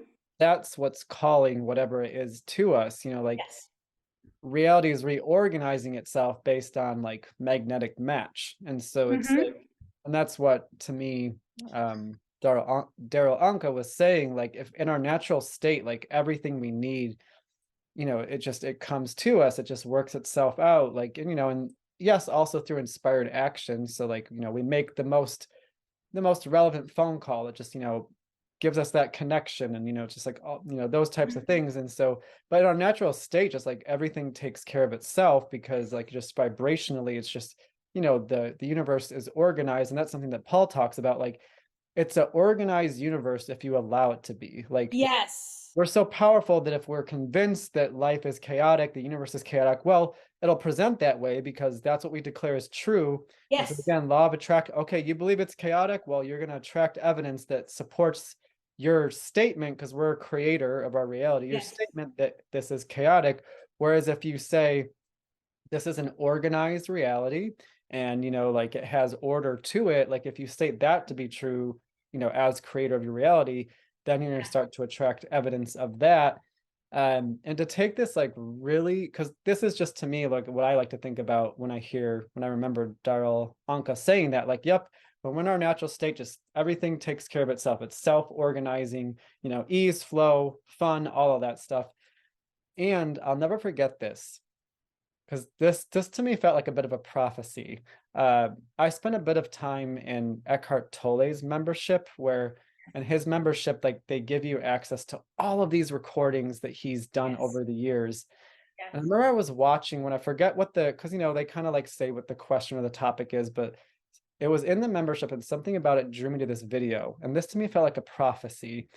And what he said was, he made it sound like it's been revealed to me that there will be a day for humanity on Earth where, one, like you said, like everyday life is going to be extremely relaxed because humans are going to be so satisfied in their beingness. Like Yes. they'll be so satisfied in their beingness that they'll just like, there won't be a lot to do, so to say. It'll just be like literally Yes. like what feels most enjoyable now, what feels most like that ease and flow. Yes. And I he want to also, go. yeah. And he also said that this is the manifesting power. And I've heard stories of this. Like I've heard people say they've actually witnessed this in person, from like, it tends to be like people that come from like India or something. I've heard Yes. people literally say like I've heard, I didn't see it, but I've heard people tell me like I've seen this happen in front of my eyes. But Eckhart said, he's like, and part of that experience will be that and humans won't even have a lot of wanting, because for one, the beingness will just be so satisfied. And if they Yes. do want something, the way I recall him saying is, if they want something, they will just open their hand. Yes. The mango Yes. they want will appear. Yes. Yes. Yes. Because it's like, it's all energy, right? And Yes. if you look at like the Dolores Cannon work, like she always said, like we came here to learn how to, like call energy into form, like to, and so like I just like, it just makes so much sense, and those are a lot of like the Jesus stories, like Yes. just, Yes. Turning water into wine. yeah. And so it's like, I feel it and I see it, like one day it'll just be like, yeah, it's like we'll become those master mechanics of energy that'll just be like, like Yeah. we won't have to be, again, if you want to be out in the field, like doing all the Yeah. farming, that's your highest joy, great, Yeah. but we won't have to, because we'll just be like, I desire a mango, and then Yes. there the mango is. You know, it's so funny. I had this thought yesterday. I think it was just yesterday and even maybe the day before. And I've thought this thought before of like, there's a part of me that feels like what's been showing up more and more and the advances that are being made more and more with AI and augmented reality and stuff is is like a physical manifestation that we're experiencing that's showing us the closeness that we're getting to that, you know? It's funny, like I was on Facebook the other day and there was one of those Facebook reels I was watching and it was like, oh, what's this? It was like somebody on stage at a Google conference or something and they were talking about the new technology that because AI, especially in the last 6 months, like those chat GPT, like playing with that, like you're like, like you're a student, you're like, I want to write an essay on blah, blah, blah. And you like put it in there, how many words you want, and it spits it out. My friend the other day was like, oh, I want a new bedtime story for my daughter. So like instant manifestation, she went to Chat BTT and said, I want a story that's like this long. The princess's name is this. There's unicorns and rainbows and the plot is about this. And within under a minute, she had this instant manifestation of this amazing bedtime story that's custom for her daughter, right? Um, what was I going to say? Like it's I mean, if you just even look back at the evolution of our world, right? Like to go get water, like you had to go dig a well and you had to walk. Like now you just turn a faucet, instant manifestation. You've got water in your glass, and so everything in this world is just evolving to like we want something, and at the tip of our fingertips, we have it. We either have the answer. So I wouldn't like I don't know where it's going, but yeah, like more and more and more instant manifestation. The more we recognize it now, like I have a desire within 5 minutes, I can have this thing that used to take me months of like figuring out how to get is now at my doorstep. I mean, freaking Amazon, like you order something and same day you get delivery of something. Like everything is just easier and easier and easier. And there's a large population that kind of pushes against that. Like you're going to take away jobs from people or it's going to hurt the environment and stuff. But you can look for evidence that no, like either more jobs are created or like people, it all, you can really see the evidence that it all works out and there's just that much more well-being for everybody that allows it. And for the people that are like pushing against it still, they're just disallowing their own well-being and receptivity of the stuff that's now at our fingertips. But more and more, there's just more and more people coming in and more people tapping into like the teachings of Abraham Hicks, like channeling is not so woo-woo anymore. It's way more widestream. Like one other thing I want to say that got brought up earlier in my head as you were talking about again, like even though there's a big collective out there that's still like push, achieve, this message of well-being is top priority and that all is well is so dominant out there. I remember like a year ago, I heard these whispers. Somebody said something about there's this fad going around now that's called quiet quitting. And I'm like, ooh, what's that? I look it up and it's people that are like, I am tired of on the hamster wheel working overtime, blah, and putting myself out and it just doesn't feel good anymore. So I'm going to quiet quit. I'm going to do the bare minimum. So basically they ratcheted back how much action and effort they were putting into their job. They did the minimum of what's required, but I'm not, and quitting, thinking that they're going to get fired. But I've read stories about, like, in fact, they actually got raises. They're like putting out less effort and taking care of their well-being first and tuning into the well-being all as well. And therefore they get evidence that match a promotion or more money or whatever it might be that balances out to let some experience. Yes, you don't have to keep going above and beyond and sacrificing yourself in order to just get measly return. You can have a full return and be full in the action or the activity that you do in regards to it. I don't know if that's making any sense, but Well, no, I mean, the way it lands for me is that, by taking better care of oneself and just, and this is what we know again about energy. Like it sounds to me that they're allowing themselves to be a lot more relaxed, taking much better care of themselves.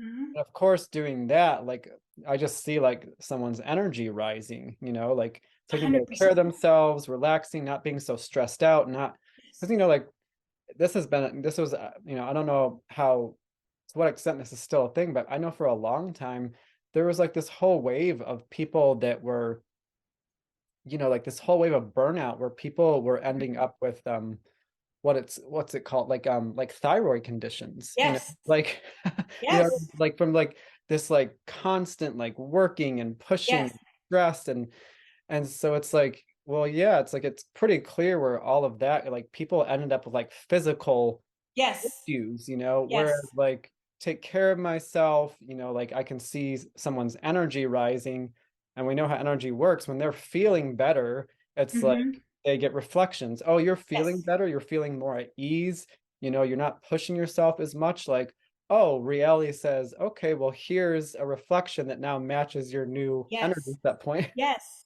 Yes. Yes. Yeah. Well, I totally see that. Well, real quick, I just wanted to just invite you just to share any words you want to say. We talked a bit about the beginning of your journey when you started learning about NLP and then studied Abraham. But I'd really like just to invite you to share in your own words, because again, this information is out there. Like I love how Esther and Jerry, and now it's more so Esther, um just allow for people that's they basically, what I've heard, the rule is that people can take 15 minutes recording of any session and they can post it, and because of that there's just like thousands and thousands, so like there is a lot of this information out there there's easily accessible for Mm-hmm. those who feel called to it. But what I would just like to invite you to speak to is, like, in your own words, what has the embodiment of this high vibrational information done for your life in your own words? The experience of really having the embodiment of it more and more.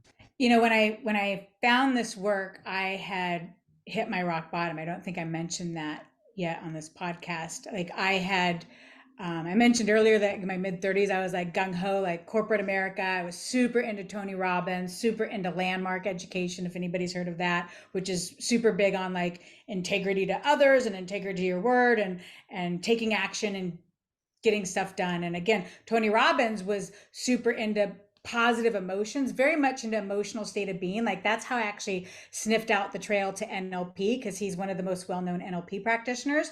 But his message is so married with the concept of massive determined action and personal responsibility and responsibility to others. And I'm not saying don't be responsible to yourself first. But anyway, so I went all in on that. Again, I was a corporate trainer, a sales trainer. It was in my messaging and I lived that way. And I actually built a really amazing on the outside looking life. And on the inside, it was pretty amazing for a while too. But because it was so much action based, like, there's that image out there of like somebody spinning plates on sticks. And like, so I like had built this amazing life through like action and positivity. And all of a sudden I had all these sticks, I had this big corporate job. I had a daughter, I had a business with my husband. We had a house, we had 2 cars, we had, and like, eventually, like you can't take that much action anymore how do I want to still get even more in life. And like, eventually I started getting stressed, overwhelmed, like not good. And like literally all those plates came crashing down. I lost my job, I lost my husband, like I was a single mom of a 5-year-old, like a lot of debt, like no income, like literally I hit the rock bottom. And it's funny because I remember listening to some of your other interviews on your podcast. It's like, this is generally the story of somebody who finally pops out to the other side of what's available in life. It's like hit a rock bottom, and like I couldn't imagine getting back up on my feet and having to start over again with this action journey. It was like, are you kidding me? I'm like 38 or 39 now and about to have to move back in with my parents. I don't want to start over and just to have it crash on me again. There's got to be another way. And that's when my inner being led me to NLP. And that's when I was like, oh my gosh, the secret to the secret. The secret is real. Now I know, like, I have the keys to the kingdom. But in like, it was literally like this other way of life, of the action and figuring it out and strategy and blah, blah, blah, making things happen was just not viable at all anymore. I just couldn't even. And then this door opened of like, yes, sir, there's a whole nother way of living. And then here I have this tool and then the resources of Abraham Hicks, unlimited YouTube stuff. Are you kidding me? So I dove in. That's what felt best to me. I'm not saying that anybody has to dive in complete. Like, as you're inspired, like, listen to this stuff and chew on it and look for evidence of the truth of it in your life. But what I've gotten to experience by going all in and really having feeling good be my number one focus is literally getting to experience living heaven on earth. And it's continually getting better, and I have a knowing that will always get better. I'm not needing everything to be 100% perfect all the time, because I know that contrast adds to the expansion and the moreness that I always want to experience. My husband's kissing me on the other side of the window there. Like that. My relationship with my husband, are you freaking kidding me? It is so juicy, and it's juicy for him. Like literally, like, I would say every day, multiple times a day, by the end of the night, like, we were driving back from Canada yesterday, we just kept saying, life is so good. We keep high-fiving each other. We were coming to and from across the border, like, 0 lines. And we're like, of course there's 0 lines for us, bonk. You know, like, high-fiving, like, life is so good. I love you so much. You're amazing. It's like, and getting to live that, like, with our neighbors who are our best friends and my family. And I get to go on all these trips and meet amazing people. And my group of friends and connections just keeps growing and just keeps getting more joyful and more playful and more carefree. Like, literally, the mantra of the universe is more. More. And so when you learn how to focus your attention onto feeling good, you will get more and more and more good things to feel good about. If you're focused in that direction of life sucks, you'll get more of that. So when you use these teachings to point yourself in the direction to have your North Star be, I want to feel good, not I want to get this, or I want this to happen, or I want to manifest that. No. I want to feel as good as possible right now, and what feels good to do, and allow yourself to do that. Everything becomes more and more richer and richer, like more and more abundant, more and more adventures. Like, there's just things all the time that, like, I get to experience or see that, like, I've never seen something like that before. Are you kidding me? It's like new, more, richer, deeper, more fun, more carefree, more evidence that the universe is set up to support you and everybody and being, doing, and having whatever you want. And you don't have to figure it out. So it's just like that, like really getting to experience, not just have it be a concept in your head that sounds good. One of my best friends who joined my programs a couple of years ago, and she had hit a low point. She's like, I'm fucking going all in. I'm going to come to every call every week, and I'm really going to be present and do this. And like the magnitude, like one of the things she said in the first room, she came to the program saying, I just want to feel good. She wasn't even trying to come here to manifest anything. She's like, I just want to wake up and feel good for once, please. And so her focus, which was perfect, is I just want to feel good. So she dove into this work, and within 3 months, I remember she was saying, like, now I get it. And I've had so many people in my program say, now I get the teachings of Abraham Hicks. I always got it up here. It made sense, but now I get it in my body. I know how to integrate it into a physical body experience. And now I get to see it in my physical, all around me manifested experience. So it starts off here, sounds interesting, sounds promising. You see examples like me and others that are like, okay, there must be something to it, and I can feel the resonance in me. Allow yourself to get it up here and find ways to incorporate it into your body as a sensation of yumminess and relaxation and calm and well-being. And then no doubt you will start seeing more and more evidence in your physical reality begin to mirror that for you, and it will only get better. It only always gets better, especially like once the biggest thing is make your intention, your North Star intention is to feel good, which means if you don't feel good, don't beat yourself up, because that doesn't feel good to beat yourself up for not feeling good. Take a nap, go listen to some good music, pet a cat, give yourself a break. Like there's going to be ebbs and flows of feeling good, but if you just continue to make your North Star feeling good, you'll just continually point back in that direction, and your life will show that delicious mirror reflection more and more.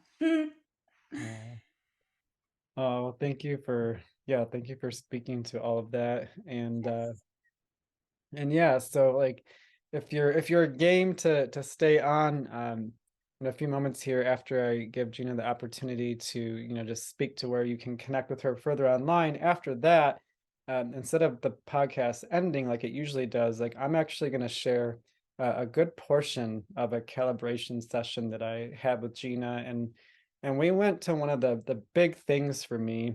And in the first session, because that's what you're going to hear, is a good portion of the first calibration that I had with Gina. And it started off with a certain kind of like subject or emotional state for me, and it took me to something that I just really wasn't consciously aware of, and it was kind of like surprising for me to where the session led us to. And you'll hear the you'll hear the emotional breakthrough that it that it Yes. that it led to for yourself. I don't want to give too much away, but you'll hear that on the other side if you want to, like firsthand listen to Gina do what she does, demonstrate her calibration method on me. And just, so you can feel and hear for your own experience, like what the Mallison method is. And also you'll hear me go through it. So you'll get a sense. I feel that if you're a feeling person, um, which we all feel to some extent, you'll feel like what's happening for me as she leads me through it. Like I have a lot of confidence in that. So you can not just like know of the Mallison method, but you'll have a good idea of what it like looks like on the inside, and know maybe if it may speak to you, because at this point, like again, having been through it twice now with Gina, like it really was a wake-up call in a way that they're like, wow, I've been trying to navigate like letting go of resistance just so much up in my head, Yes. and experiencing, and I didn't even know, like I thought I was doing like the right thing, so to say, like I'm just trying to figure it out all in my head, whereas Gina really directed to me like we're working with feelings, and these big feelings, like these resistances that I was bringing to the table, like they were very much in my body, and both times they've been like around my heart space. Mhm. And so it was like a pretty big wake up call to be like, we're going into the feel. We're not trying to intellectualize it, figure it out. Like we're really Yes. dealing with like the actual vibration of things, which is a feeling level. So if you're game to hang on and check that out, see what that's like, just know that you're going to hear that very shortly here. This is a pretty special episode because I don't know, just like it was just an idea I had. I invited Gina. I was like, would you want to do a demonstration? And she was just like Heck totally yeah. on Heck board. yeah. And again, where I ended up, I was like, oh Wow. my gosh, like I had That was such a satisfying calibration. That first one with you, I was like, "Oh my God, yes, we nailed it!" And this is a cool thing: is these calibrations. I'm not trying to get him anywhere in particular. I'm just guiding him through this process that's pretty darn easy to just release resistance, and then he gets to where the other end of the stick, as Abraham would say, which for him in this topic was like, are you kidding me? Like that was like, oh, the angels were singing on that one. Yeah, Yeah. absolutely. And again, like if you listen, like you'll see, like it was, I feel it's like, to me it is it is the breakthrough. And I'll just give a little hint. It has a lot to do with the relationship to source energy. And I'll just say, like, for me, it felt like the breakthrough of breakthroughs, and it just had a lot to do with relationship to source energy. So that's a little hint that I'll give you.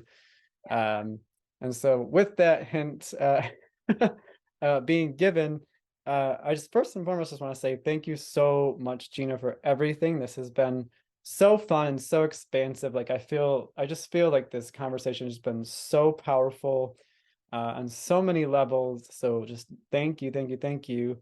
And just, they've already heard a lot, like from your life, your perspectives, and now if they want to, they can hear quite a bit of your method. But I'd just like to ask you, like, if people want to connect with you beyond this podcast, like, Mhm. what's the easiest? Yeah. So you can find me on Facebook. I've got like don't go to my business profile on Facebook. I want to try to find a way to shut that down. Like I love being open and sharing my real life. So I think I'm already at the max friends, but like you can like friend request me on Facebook and then follow me on Facebook. That's where you get to see. One of the things I love about that is I love being like outward about like all my quote unquote manifestations, because I really, again, you get to see what's possible. Traveling 1 to twice a month, like car, 6 Porsches coming and going. Like, like you really get to like, holy crap, like this is for real. And I post a lot of funny memes and that are very entertaining, and a lot of Abraham quotes and Sarah Landon quotes and stuff. So I feel like that's my favorite place for people to like connect with me, because it's live and it's ongoing, and you can comment and I can message you back and stuff. So Facebook, Gina Mallison. Also, there's ginamallison.com is my website. And I also have another website called findingalignment.com that I'm doing a special project with my coach, who's like an Abraham Hicks. But ginamallison.com is my main website. But follow me on Facebook. I love connecting with people on Facebook because I feel like I get to know you. Like it's funny, like sometimes when I just see a photo and a person's name and like they comment here and there, I really feel a connection with them. There's so many people I met on like Abraham cruises that I only knew from like Facebook comments before. And it's like, I feel like I know them. It's like big hug time. So Facebook, Facebook, Facebook. And then I also like, I'll send it to you either later today or this weekend, Timothy, or Bo, shall I call you, is, I did this on Rhonda's podcast. And I feel really inspired to do it for your listeners too, is, I don't do this program anymore, but a couple of years ago, for about a year and a half, I did this program called Vibrational Mastery. It was a twice a week thing, and we'd have special topics, like we would talk about and calibrate on money and abundance, health and well-being, relationships and stuff. And there's like, I want to say there's over 500 videos or something, and something like that. I don't know. And it's a library of calls that I sell on my website for $500. But I feel really inspired to, like, any of your listeners, I'll put a link that maybe you could put on the description of the podcast, that they can get it for free. It's an amazing resource. It's an amazing resource. Like literally, it's incredible because you really get to see. First of all, it's so cool to watch. There's so many people, like I was saying, my friend Stephanie, who started in the beginning, and you get to see her life unfold over the year and a half. Like from like, so by the way, she was living in a van before. Now she has like basically 2 homes, a van and a car. She's been on trips around the world in this last year. Like her relationship with her partner is like off the charts amazing. She got a modeling gig one time. Like literally you get to watch these people that come to these calls update you on their life while you watch them calibrate and release resistance on these topics. It's like really like, it's like my desire one day, I've seen a vision before, of like create a reality TV show that's like a show that shows people using these techniques and tools and methodologies and philosophies to actually have their life unfold with ease, joy, and bliss, and like effortlessness and magic. Like, so that's what this vibrational mastery program is all about. So if you're listening and you want it, you get it for free. Look in the description of Timothy's podcast and look for the link for it, and you can get it for free for the rest of your life, lifetime access to this library of calls. It's freaking phenomenal. So hopefully I'll see you there. Oh, well, thank you so much. That is so kind. And to me, it's just, this is another thing too, that I just feel, for me, feels very true about Gina, is that and I've heard it a lot in, just different teaching methods, that just like coming from abundance consciousness. And I really feel that that's just so true in my experience of you, is that like, and it's one of these metaphors that you often hear, like if you allow your cup to be filled to overflowing, it's just so easy Yeah. to like, you're in that abundance consciousness, it's just so easy. Yeah. And that's what I really truly feel from you. Yeah. uh, so thank you, that is so generous. And the other thing I wanted to say is that I totally, as soon as you talked about the reality show, it's like I saw it Did instantaneously. you? Did you? Oh my gosh, no, seriously, like literally, and like years ago, I was like, oh, it's gonna be called Create Your Own Reality TV, because Create Your Own Reality. But then I was like, that's a long name. I literally have Alignment TV domain name, and then I trademarked Mallison TV. It's a done deal. I know, I've seen the vision, it's coming, Yeah. but like, I even talked to Oprah about it one time, and she's like, I'm connected to the summoning with the collective consciousness shifting and becoming less and less interested in TV shows and movies that feel not good. Mhm. Like more and more people are going to want this high vibrational content. And Yeah. so like I'm eager to see how it unfolds, because like there's nothing more satisfying than being able to watch somebody like in their life experience go from here using these philosophies and easy, playful, fun, loving, easy tools to get to here and literally have their life. It's real life magic. When I was a kid, I wanted to be a female David Copperfield. I was like, I loved magic, comedy, and entertainment and cheerleading. And like now I get to, it's like real life magic. I get to have magic shows and be like, you can have this too. Here it is. It's like right here. Watch others do it. It's actually quite simple, and you're worthy of it. You're deserving of it. You're born worthy. Like there's nothing you need to do except breathe, relax, and chill out with the fact that you're worthy and you can have it all. It's so good. uh, well, like it's just I feel like there's another reason I see why we've connected, because I feel the same way. There's just like, I have I have such a hunger, because like, when I look at entertainment, like, I can still find things here and there that You're feel, there. especially when Yeah. I look at like those things, like those films that a lot of times are maybe like made for like the younger generation, that are about like believing in yourself and following your dreams. Yes. Like I love like those kind of stories. And there's, here and there I can find something that just feels like um it's just like innocent enough where it doesn't feel like it's like perpetuating a lot of these, like, I guess, like old Yes. beliefs that are interesting to me. Yes. And just, other vibrational stuff, I'm just like, it's just, I just don't have interest in that. I Yes. have a hunger to I studied acting for a long time, so I have like this hunger, this desire to like direct films, but also like act. And it might be like, that thing where I direct and act, but like in films that like take us into these new vibrational understandings. So like I envision like a film like going out into space and like connecting with our star brethren and learning from them, so we can like better understand the universe and ourselves. As I'm like, that's my vision for entertainment. Like let's like really remember who we are, and like go into the Yes. possibilities of like what's Yes. possible for us. So when I hear you talking about like your desire to, provide to entertainment, just like Yes. the reality show that shows people's lives as they understand and embody these teachings, like how their physical reality reflects Yes. that back to them. I'm like, Yes. just another reason why we've connected, because like we both have this desire to take entertainment somewhere else. Take it to the next stratosphere. Absolutely. Be Yeah, uplifting and real. It's not made up. Like this yeah, stuff is real, and like show that on big display and have it just be full of love, yeah. full of abundance, full of well-being, and not put out there in a manipulated way. Like this is real life that's possible. Come join us. Yeah. Let's make this party big. Yeah. Yeah, Oh, so yeah. good. Well, you heard it first. Like, I'll make sure that Gina's Facebook to her profile, her personal profile, is in the show notes, along with her website and the library that she offered for free. I'll make sure that's all in the show notes. And I do have to say, like, just, I've been watching Gina's Facebook for a while, and again, it's just so encouraging to see someone having fun. I really, truly, when I look at her, the life that she openly shares on Facebook, I see someone who's really living, really having a good time, like expressing themselves.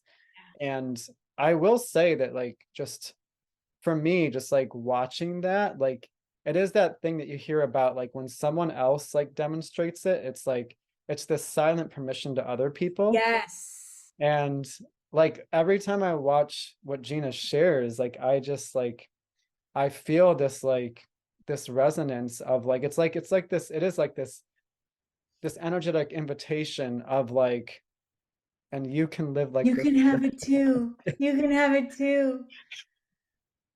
Yeah, Yeah. Yeah. yeah. So thank you for being that. Pleasure, pleasure. Thank you for choosing this incarnation on Earth and being just the light, the bright light that you are. Thank you so much. Thank you, thank you, thank you. Love you. Yes. Mwah, Love mwah. you too. Stay tuned. There's more goodness to come with me and Gina. And if you got something out of this, if you could feel the dynamic like presence of power of this conversation, please feel free to share it because Yeah. I just got to tell you, like, wow, these conversations just keep getting better. And Yes. so if you feel inclined to share, please do so. Thank you so much for listening. Bye, everybody. Well, what's so interesting is I feel like I thought I was gonna calibrate on what we were just talking about, but I feel like everything that we just I feel like I'm so clear on like all of that now. And so like I guess the next thing that would come after that is hmm, I guess the next thing that would come after would be relationship. So yeah, like I love I've been working a lot on just really being there for myself on a new level, like really taking care of myself. Because I've channeled before, like, if you want like an amazing partner, like, be that for yourself first. So I've been taking that into practice a lot more, especially as of late. And just to be that for myself first. There is this part of me though that really feels like um that's so good about because the relationships that I had before I was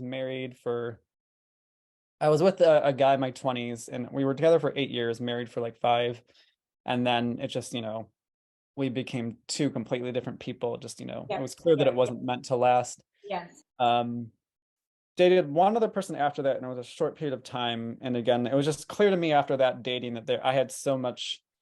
And this is like years ago now. This is when I dated this other guy, was like 9 years ago. And but after dating him, I was like, oh my gosh, clearly I have stuff I have not cleared up because it keeps showing up in the relationship. So I was like, I'm just gonna put all this down and just work on me. And though I've at times thought about getting out there again and kind of play with it, like every time I'm just like, no, it's not time. Yeah. So now I feel like really ready and like really open and available. Um, but I almost feel like there's a part of me that just feels like because sometimes it's hard to say why it is. There's a part of me that believes that I can't have that. Okay. Uh, but it's like it's something about it feels unattainable. Like me having like not just any relationship with like but like a really nice guy, Satisfying. who Yeah. gets me. I can be myself with, and it's just really good and it's healthy and it's it's like it's so good on all the levels. And so it's like that'll be like I think the next thing that would come up for me because I can tell like there's like this desire, like yeah, like that is a dream for sure. But there's always been a part of me too that is just like kind of feels like it's unattainable. Okay. Yeah.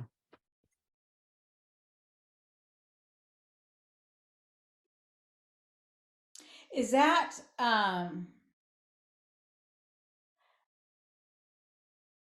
is that a feeling that unattainable? Is that a feeling that you can tap into? Is it like a general feeling whenever the topic of relationships enter your mind, or are there certain spiky moments where it gets activated strongly? Um,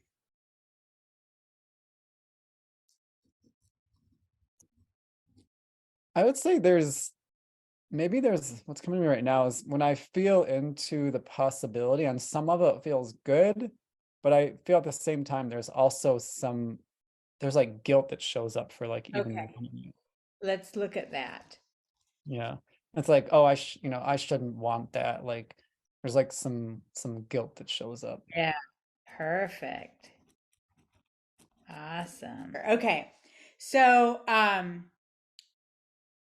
don't do any of this yet. I'll just kind of give you a preview of what we're going to do here. But in a moment, I'm going to have you close your eyes and I'm going to ask you to focus in a way that allows you to actually bring up that feeling of guilt as big as you can make it. So Okay. normally when you're outside of a container of a session, don't go focusing on negative emotions and make them strong. Don't do that. But when you're in a session with the intention to release resistance on it and calibrate yourself up to scale, that's when it's very helpful. So it's like the more you can really get that going, whether it's like thinking the looping thoughts or whatever it might be, to get that feeling cooking as big as you can make it. And while you're doing this, doing the activity of focusing and bringing up the guilt, your eyes are going to be closed, and it's valuable to have your eyes closed because it really helps you singularly focus on this topic and also singularly focus on the sensations that come up in your body. And then you'll just let me know, like with a head nod or yeah, I've got it, once you've got that feeling of guilt cooking and has like some momentum where you can feel it in your body. Then I'm going to ask you a series of questions. And it's like the questions are like, where do you notice you feel that guilt in your body? Timothy, you're probably already aware, and some of your listeners might be, but some might not be. Any emotion that you feel, it shows up in your body as a sensation. I'm not a big fan of the idea of like we store emotions in our body. I don't think we store emotions in our body, but our cells of our body are vibrational sensors to when you're focused in such a way, emotions are guidance from our inner being to let us know if the thought we're thinking and how we're focused is on track with source perspective or if it's off. And that negative feeling just means the way you're focusing and thinking right now is off. So that's not like the emotion's stuck in your body, but it gets activated in your body as a receptor and a feedback mechanism to help you be able to feel the emotional guidance from your inner being. Your body's brilliant. And so guilt might show up in your tummy, it might show up in your right shoulder, your left pinky, and it doesn't matter where it shows up. You just want to be aware of the sensation of it. And so I'm going to ask you, where do you notice it in your body? And I'm also going to ask you, once you tell me that, like, is it heavy, light, or medium? And is it moving or still? What color is it? What texture? I'm going to ask you all these questions, and there's a number of things that's valuable about these questions. It's not an interrogation. It's just a way to help you allow yourself to focus even more on the sensation of the emotion itself, and also get you out of the story. When we really want to do a yummy calibration, the best thing is to do is like you focus on the topic and the story initially to get the feeling going. But then once the feeling is going, we bring all of our attention here, because if you stay on the story, it's more likely to stay bound up. But when you bring your attention to the icky feeling, that's where we can have some movement. And as I ask you these questions, like, it's so interesting, like heavy, light, or medium. It might take you a couple beats as you focus in on that sensation if it's heavy, light, or medium. And that's good, because as you're like focusing on it, to answer that question, you have to bring even more awareness and focus singularly to that thing. Then you'll give me the answer. And then I ask, like, moving or still. Again, more awareness. You're just bringing all of your attention to the sensation, which, by the way, is great too, because you're not resisting the emotion. You're not trying to ignore it or push it away. You're actually kind of welcoming it to be its full self, which is a good thing, right? And you're doing it in this safe space, this container. So there's no fear. It's just beautiful. Oftentimes, even as I'm asking people these questions, sometimes there's already some movement to the better feeling, because you're no longer resisting the discomfort. You're allowing it and bringing awareness to it. Anyway, so as I go through these questions, you'll notice that this feeling becomes almost like this abstract object you can see in your imagination. You can feel it and see it. It might be like like the other day I was calibrating somebody and it was in their head, and throughout the questions, all of a sudden he could see it was like a black piece of coal. If I asked him right away, what's the sensation in your head look like? He wouldn't have been able to say that. But by asking these questions in this order, it's like it manifests as this form, which now makes it something that's easy for us to then, I don't like the word manipulate because we're not trying to manipulate or force it, but allow it to have the movement that it's also seeking. Every particle in the universe is always seeking to feel better. Everything wants to feel better. There's no limit to how good things can feel. So whether you're focused on a feeling in your body that feels good already, you can invite it to change and feel even better. Maybe it all of a sudden has sparkles. Or maybe it starts off feeling gross, but then you're like, well, what color would it rather be? Like this black coal in this guy's head, the first thing it wanted to do was change to white. And so he was on board with allowing it to become white. So he just allowed himself to see this object turn into white. And then whenever I make a change, you make a change like this, I give you the space to really allow it. We're not forcing it. We're not trying to make it fast. In fact, sometimes when it's slow, it's actually really nice because as this object either changes shape or color or texture, you'll actually notice it. There's a sensation of relief with every change. It's very unlikely that like this feeling of guilt with just changing the color, all of a sudden you'll feel good, but you will feel a little bit better. It's very likely. Rarely, we'll see how this goes, but like the intention here is to offer this thing the ability to change something about how it looks or feels in order for it to feel a little bit better, and then therefore you feel a little bit better. Then you become aware of the better feeling, which is awareness of that you're moving up the scale. And then we change another thing, and maybe it pops out of your body, maybe it turns into a butterfly, who knows. But at some point there's a tipping point where I can tell you're either feeling neutral or maybe good. And that's often, I might do like a temperature check. What do you notice is an emotion you're feeling now that it's the, like that coal or whatever changed to, I forget. Oh, it changed to a metal around his neck. And it was like, what's the emotion you feel now? And it was like proud and appreciation and powerful or whatever. And so there's a tipping point. And one of the things I love about this method is that you're down here in the doldrums and the discomfort and the resistance. You release resistance, feel the relief, feel a little bit better. And then you get up in the upper half of the emotional scale where it's peace or calm or satisfaction or appreciation. Sometimes people get to joy and giddy and bliss. Some of my favorites earlier today, I was calibrating somebody and she got to a feeling of such connection. She was like, I feel a oneness. I feel a knowing. I feel the embrace of source around my body. And I feel a oneness with everything and all things, like people. And she was coming from a place of feeling like an outsider, not belonging. And she got to, with this calibration, literally the other end of the stick, feeling belonging and oneness. It was really cool. And so basically that's all this is. And so all you need to do is singularly focus here, not go back to the topic, right? Let me hold on to the topic of relationships once you get the feeling cooking. And once you're feeling good, I'm going to allow a reintroduction of the topic when I feel it's like calling for it.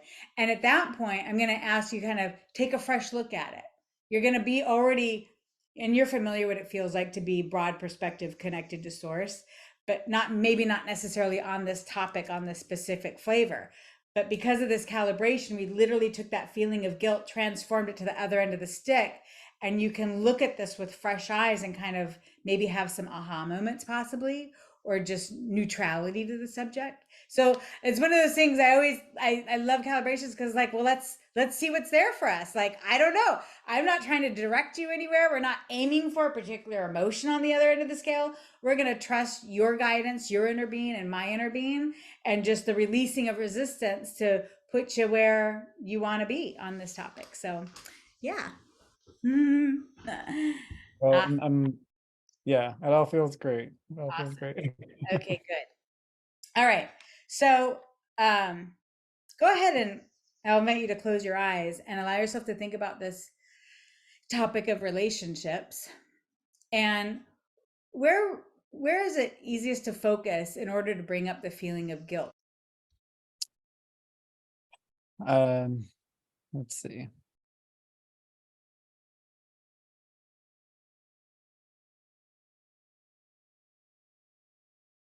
Well, what I'm initially getting is just like this kind of like feeling of like it's not okay to have that. I shouldn't have that. Um, I'm just tuning into where that like lives. Before you tune into where it lives, Mhm. just allow yourself to focus on those thoughts and bring up the feeling. Okay. Don't even need to know right now where the feeling lives. Just allow yourself to feel it as big as you can. And it could even help to imagine going back in time to one of those moments where the community or a certain person was like having a conversation with you, like a real triggering moment.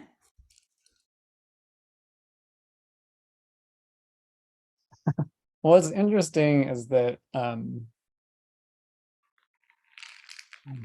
even though there is history there, just like I understand where the belief started. Mm-hmm. What I'm getting in this moment when I feel this possibility, what I'm getting is like the feeling comes up is I'm asking for too much. Oh, there you go. It's like I feel into it, it feels like, but then there's this like, oh, but I'm asking for too much. What do you notice is the emotion of that thought when you really allow yourself to feel, ooh, I'm asking for too much? Mm, mm.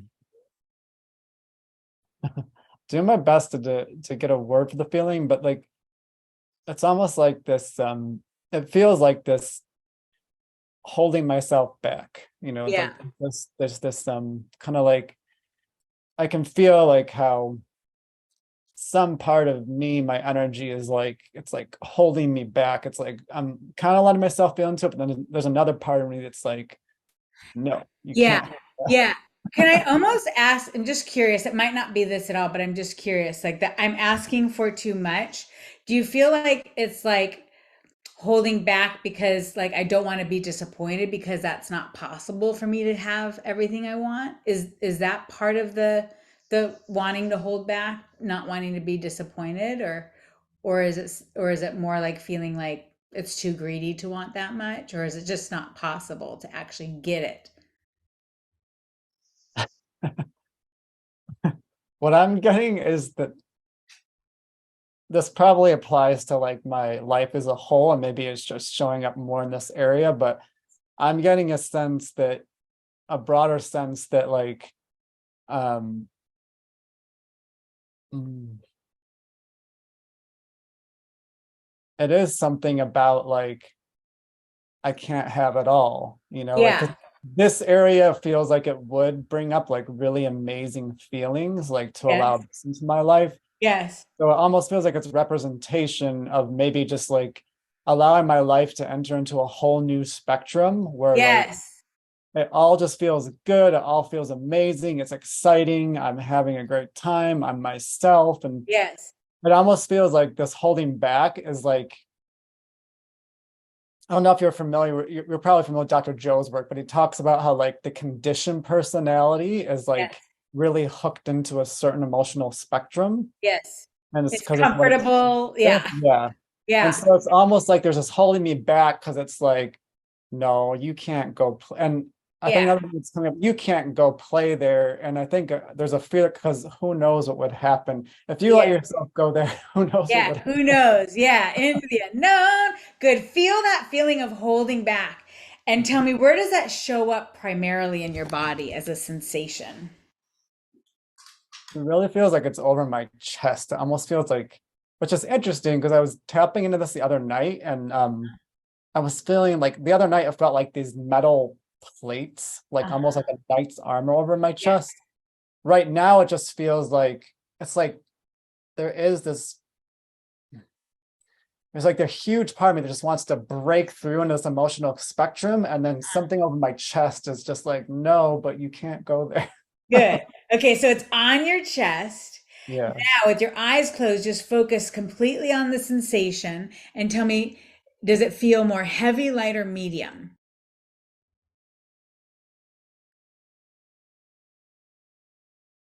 I would say like heavy and just tight because it's like heavy and in the sense that it's like holding me down, holding me back, and just Yeah. tight that it's like Pushing on you? Is it like pushing on you?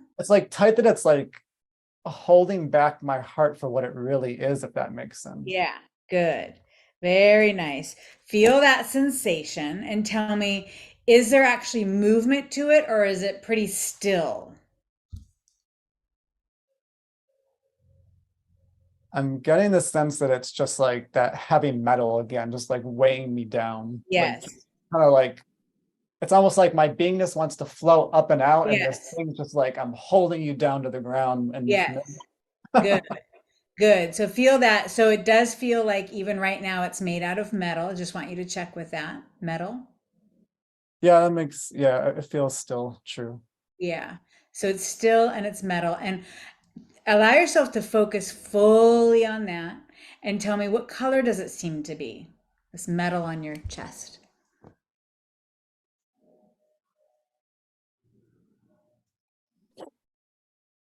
It feels like a dark gray steel, like just Dark gray steel. And is there a particular shape to it? Is it circular or square or chunks of steel or block of steel? it does kind of feel like it would be kind of like a knight's armor, like this Yes. like that covering, and but just like way heavier, like like a knight's armor, like even though it was metal, it was still kind of designed to be light so they could move and whatnot. This feels Yeah. almost like it's like, thick steel, like a plate Yeah. of steel that's just Perfect. like over my chest, and like, no, Yeah. we're not letting you go up there. Good, good, good, good. So, with your eyes closed, I want you to imagine for me, imagine that you can like almost telepathically communicate with this knight's armor steel on your chest. And see if you can ask it just with your mind, not saying it out loud. See if it'll tell you what's the emotion that it's feeling. I don't want you to try to figure it out or be empathetic with it. I want you to see if it will tell you what's the emotion that it's feeling. It might not tell you, but if it does, let me know.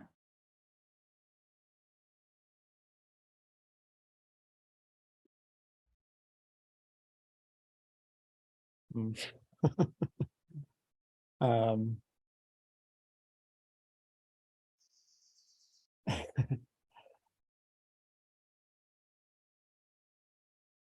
what I'm getting, the message I got, it's like this fear of the if I let you go into all of that, it's something about losing control. It's like Yeah, this plate of metal has been, it's like something about keeping me in a certain emotional spectrum, the yeah, familiar, yeah, predictable. It's like yeah. it So feels like, oh, go ahead. yeah, so it's feeling fear. Yeah. Good. We want to, it's nice. Sometimes it's tempting to want to like figure out why and make kind of a story about it, but the more we just keep it as simple as possible, the Okay. better. Like, yeah, yeah, Yeah. yeah. Okay. So it's feeling fear. I want you to see if you can ask it, does it like this feeling that it's currently feeling? Does it enjoy it? See what it says. I get it's what I know. It's what I know. It's what I know. Good. Ask this metal on your chest. Would it be willing to play a game of imagination with you and me to see if we could help it feel better?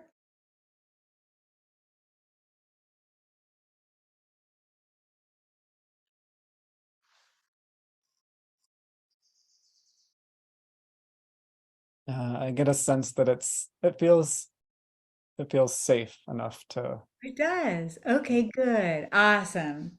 Yeah. And so I know it can hear me too. Just want to remind it, it's just a game of imagination. And I know, like, feeling the way it feels now and looking the way it feels now, even though it feels fear, it probably feels like it has some kind of control. So as we play this game of imagination and give it some options of different feelings it wants to feel, when we're done with this game of imagination, where nothing actually is going to happen in physicality, we're just playing with our minds and stuff.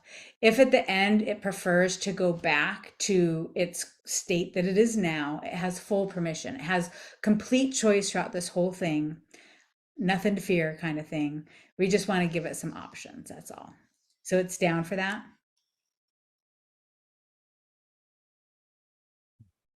Yeah, I just get again that it feels safe to it feels safe in this setting. So Good. Awesome. Go ahead and ask this armor. Does it like being this dark gray? Like, we're just gonna play with colors right now. Like, if it could pick to be any color or colors in the world, and they're like literally we're in imagination land, there'd be no consequences. It could literally go through the spectrum of colors and combination of colors and find one that feels better. Is there one that would feel better than dark gray?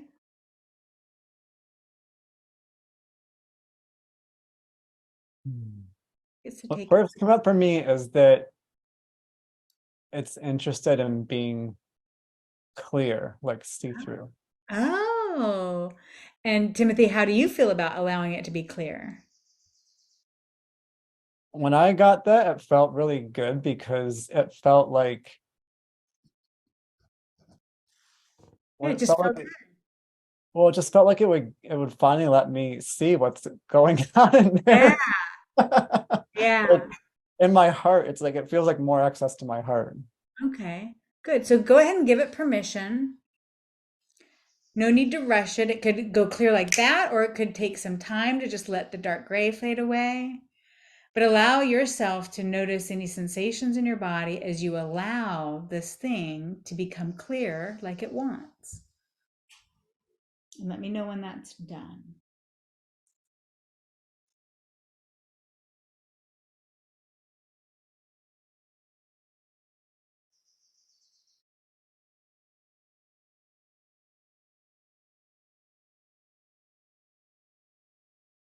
Yeah, it feels pretty clear. Good.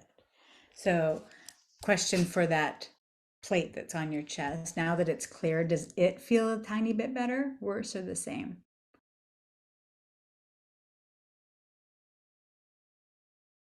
Better. Good. And Timothy, you feel a little bit better, worse, or the same? I feel better. Good.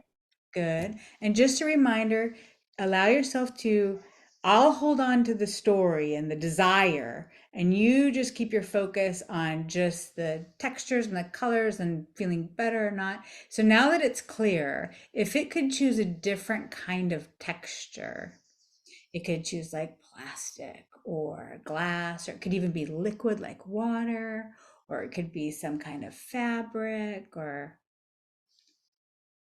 if it could choose to be a different texture and no consequences at all, what would it choose to be instead of steel?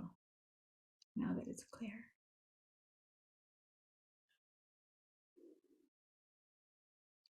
Well, interesting at first when it went clear, it actually felt like it became more like almost like a see-through glass in a certain way. Uh-huh. Um kind of like that it's kind of like the sea glass, you find like the Yes. broken glass on the beach. It's like it was still like a shield, but now it was like almost like that kind of like polished sea glass that was see-through. I'm just seeing if it wants to become anything else. Yeah. Because it did change as soon as the color changed, Yeah. The texture changed. It let was me not just clear see. steel. Um,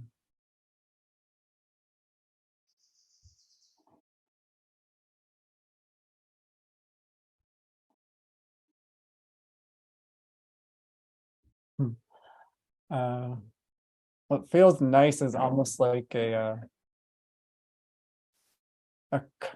I'm getting the sense of like this hanging curtain with glitter. Oh, I like It's like it. this fabric with glitter. Okay. Mhm. It would like to do that, change into like a hanging curtain, like a real lightweight fabric with glitter on it. Yeah, it's pretty, yeah, it's pretty like the fabric's pretty porous, you could say, and just like I Almost seem feel nice to feel into that. good. Allow yourself to see and feel it change and let me know when the whole thing is now transformed to that curtain, that fabric.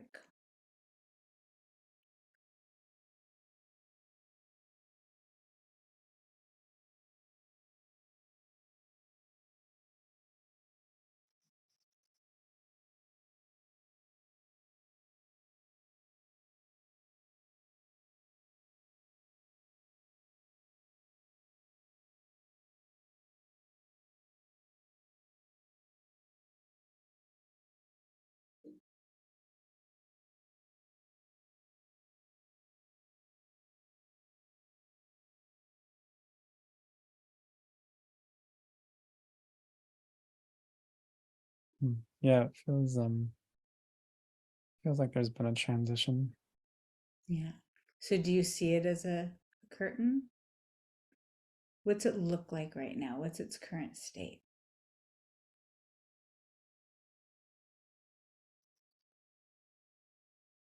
There's no wrong answer. Well, it feels like hmm, interesting. It feels like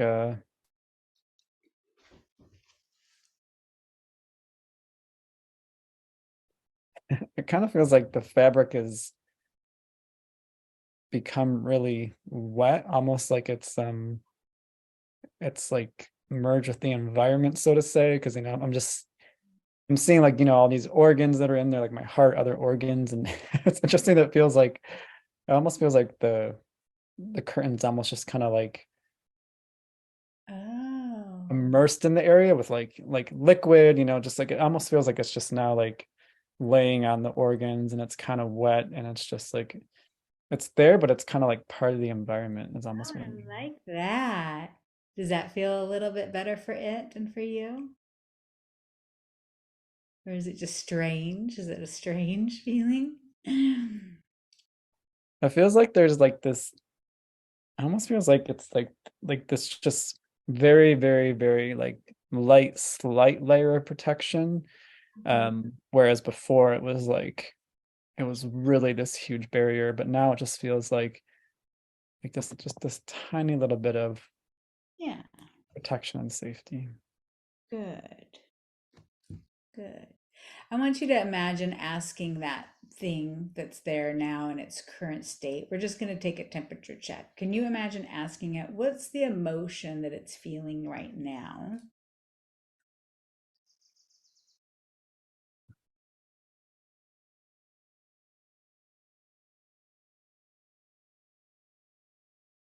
I'm getting just hesitation. Hesitation, yeah.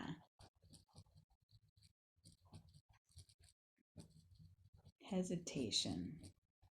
Does it like feeling that feeling of hesitation?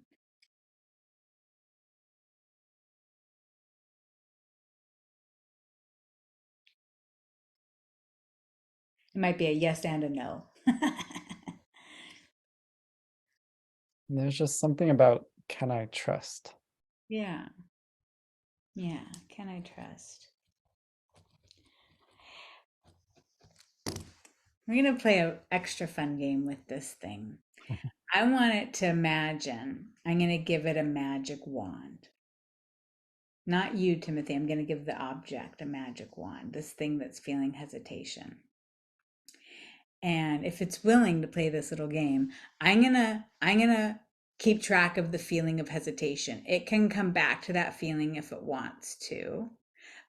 And as I give it the magic wand, it could literally go bibbity boppity boo. And this magic wand could change the conditions to be just how it wants it in order for it to feel the feeling that it wants more than anything else. Like if this thing that currently feels hesitation, if it had a magic wand, it could finally feel the one feeling that it wants to feel more than anything else. And this magic wand could even change the conditions to make sure it's justified and supported. What is the one feeling it wants to feel?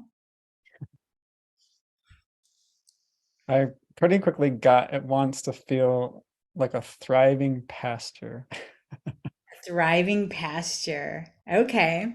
So is it willing to play this game where it fully gives me the hesitation? I have it written on my sheet. I won't forget it. I'm going to keep track of it. It gets to do this magic wand. It gets to go bibbity boppity boo and allow itself to be in that thriving pasture and feel the feeling that it wants. Is it down for that? Yeah. Good. Allow it to do that. It's to change all conditions. And let me know what happens.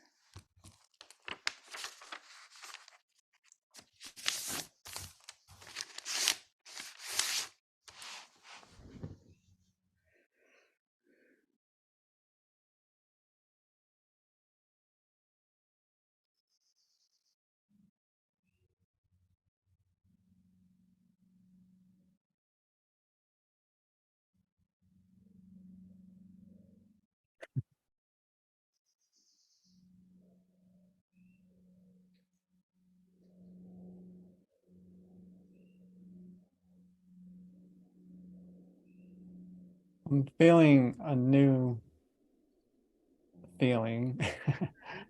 And it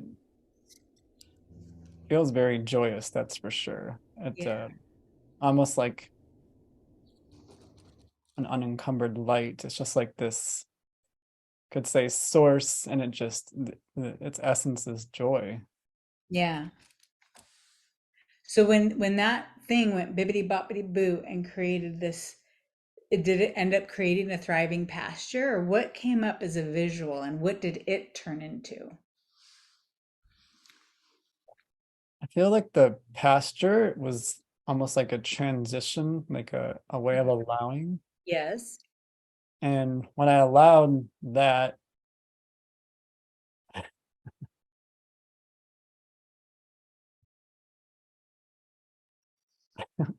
just the best way I can describe is it feels like this, it feels like my pure essence, which is just joy. Yes. It doesn't need a reason, it's just joy. Yes. I love that. It doesn't even need a reason. That is absolute purity. Tell me, how does joy show up in your body as you're allowing yourself to just be in it? So, Exciting. yes. Is it your entire body or is there a particular part of your body that this feeling of joy shows up? It's radiating from my chest, the center of my chest. Correct. It it's interesting because it's like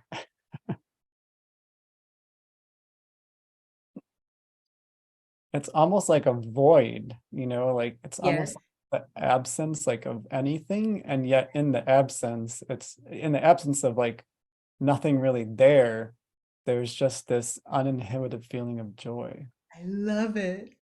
Oh my God. Notice that. What a unique feeling. It's in the void, there's like literally nothing there except that's where the essence of joy is. It's radiating from your chest. What does it look like? Is it like a light or is it energy or is it just black space? Like what's, Um, so it does kind of feel like the space around it is like black or dark, so to say, but I'm also like, it almost feels like there's like this, almost like this see-through sphere, like, in the center of the space. And it's almost like um, there's like some tints of red and whatnot, because it's like see-through. yes. I'm also getting like this, it's almost like a sense of like an embryo. Like if you think about like, Yes. like how infants grow in the what's it called? The The, yeah, yeah, the, I yeah, know what you're talking about. Yeah. yeah, what they grow inside of. It's not quite that shape, but like that's almost like it's like it's Mm, more of a sphere. It's like yes. this energetic sphere. It's like see-through, and like I just get some sense of like, like shades of red. Mhm. So it's almost like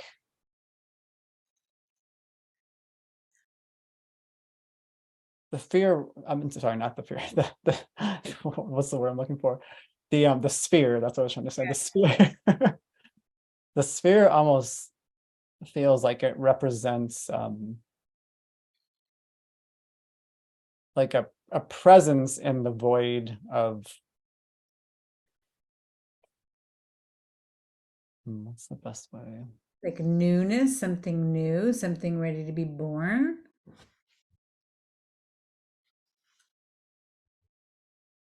Hmm.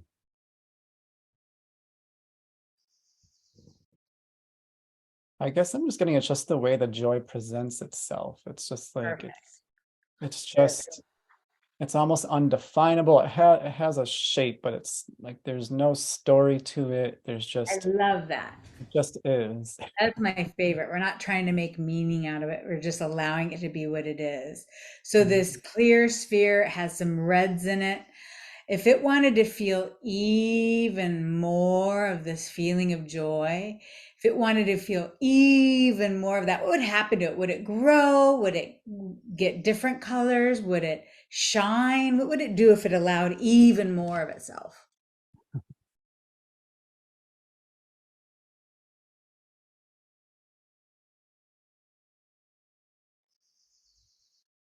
If you allowed even more of itself. I'm getting that it would expand, like it would expand, it would really lighten up, like it would expand to fill the space is what I'm getting, like to like Mhm. really radiate out and fill the whole space. It'll become really light. I'm like full of light and getting like sparkles, like glitter kind of. Yes. um, Are you okay with allowing it to do that, experience that? yeah, it feels good. Yeah. Allow yourself to see and feel it do that. Just kind of relax into it. Let me know if any resistance comes up. It's okay if it does.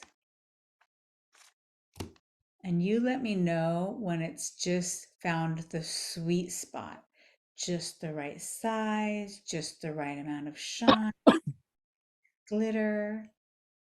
Let me know when it's hit the sweet spot.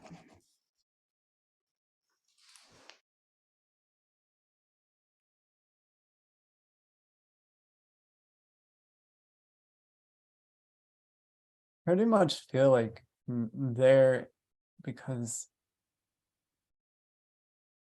it feels like just simplicity, again, just the isness and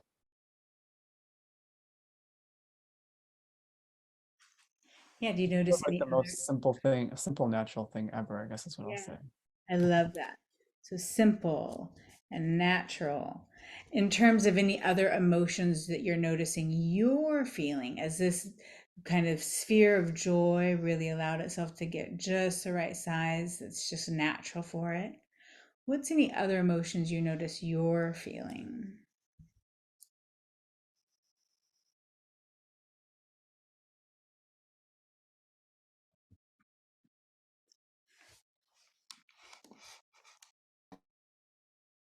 There's a sense like in my outer chest, Hmm. like the outer perimeter chest, it's almost like I'm getting a sense of,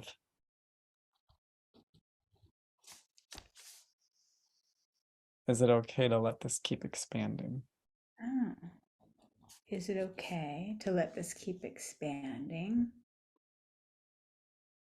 What's the emotion of that question? Is it curiosity or more of a like a little worry?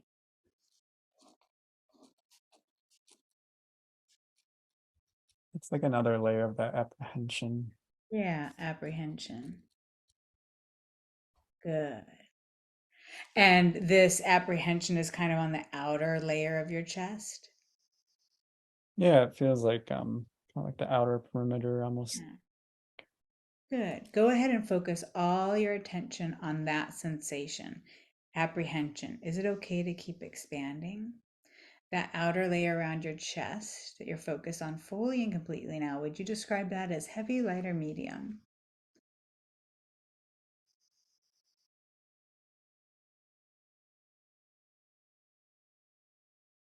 Feels more like a medium. Okay, good. Is there movement at all to it, or is it absolutely still?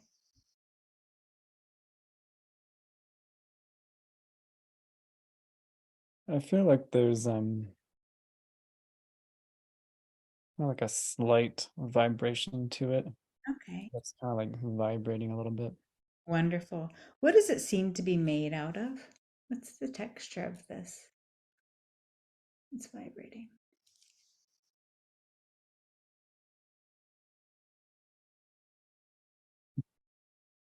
What first came up is muscle. Yeah. Is that what it seems like it's made out of? Like some Yeah, muscles this feels like vibrating? more fibrous. And you're like, yeah, like more like muscle fibers. Great. What color does it seem to be as you focus in on it even more?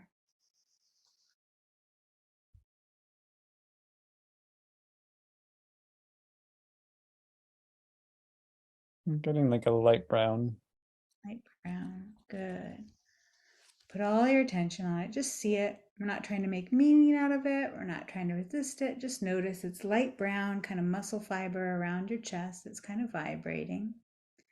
If you allowed that muscle tissue to vibrate even more and faster, imagine that and tell me, would that feel worse, better, or the same? I'm guessing worse, but I just want you to try it on if it vibrated more and faster. Yeah, it intensifies the feeling. Yeah, notice that. Good. So the cool thing is if you can imagine it vibrating faster and more, you can also imagine it like chilling out a little bit. Imagine it allows the intensity to release and it just kind of slows down. And maybe it just vibrates a little less and less, it just kind of settles down.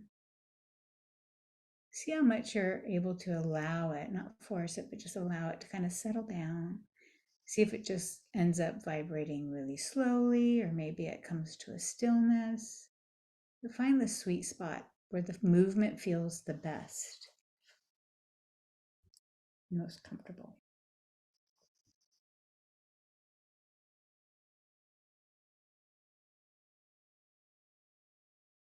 Yeah, there's a sense of stillness, which feels good. Very nice. Wonderful. So now your attention's still focused on it fully and completely. Now that it's still, what color would it rather be? Does it like being light brown?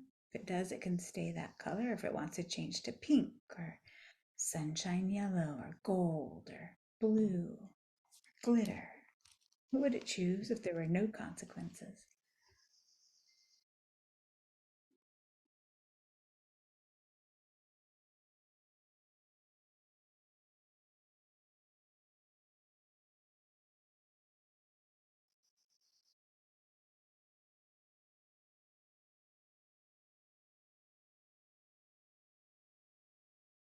Clear. Just kind of going through a number of different colors just to see what feels good. Yeah, it's good. Take your time. Hmm. I'm getting a hit on like a light turquoise. Good. Allow it to change that light turquoise. It feels a little better. And let me know once it's all the way light turquoise. It just gets to relax into that new preferred color. And notice that it's safe to do that.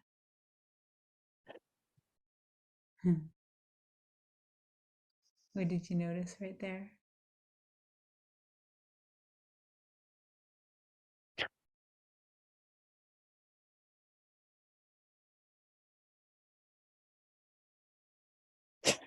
What?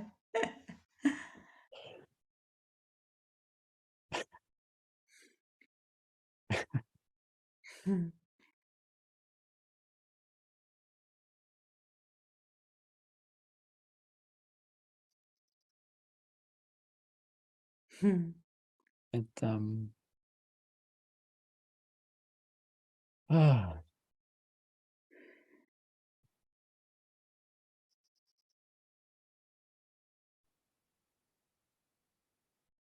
Yeah.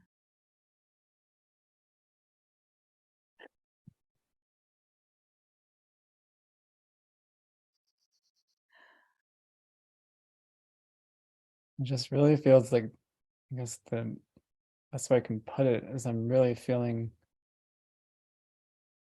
the presence of what I can only call source Yeah. within me, which is calm, serene, Yeah. innocent, pure, and just really feeling this without all of that constriction and protection. Yeah. How's that feel?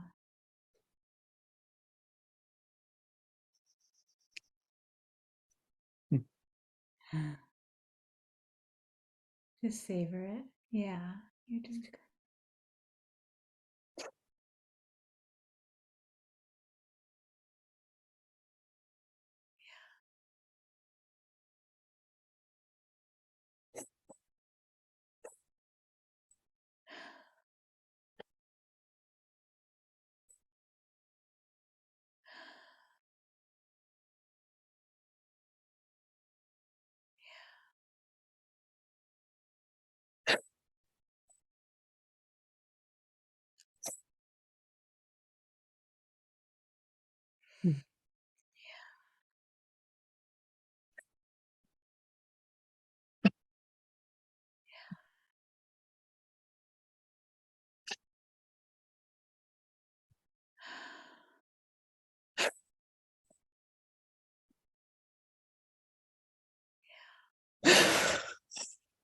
Yeah.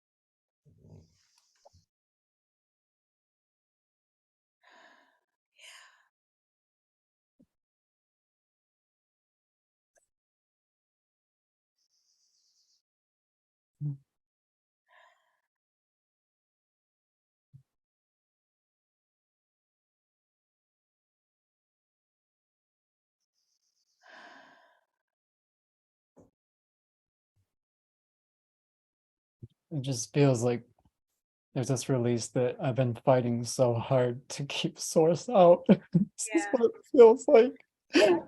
To let source in. Yeah.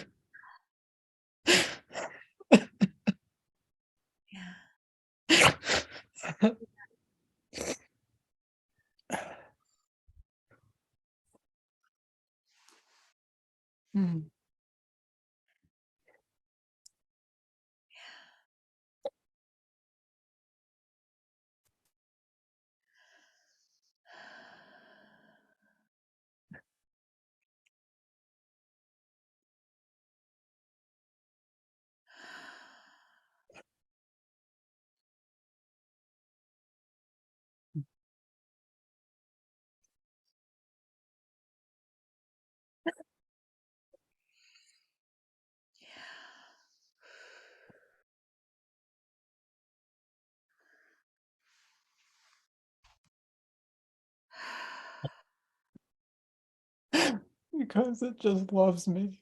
Yeah.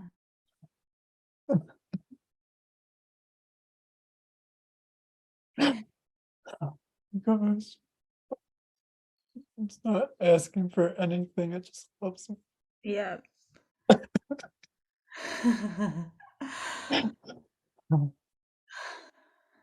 Oh.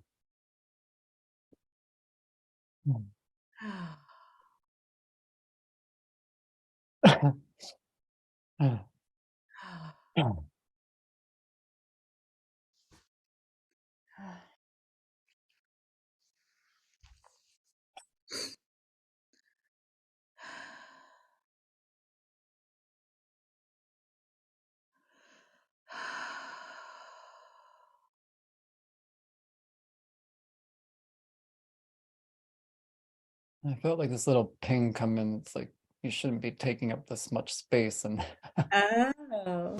and then it's like must also I'm also feeling like this desire, just like no, it's okay to have space. Absolutely. The only thing I want to make sure, because I love this so much, but I want to make sure you're okay going past 2:30. Oh yeah, of course. You don't have anything on your calendar? No. Okay, good. We can keep going. Hmm. Let me know if that little pang hangs around at all or if it allows itself to dissolve while you allow yourself to just be with this love.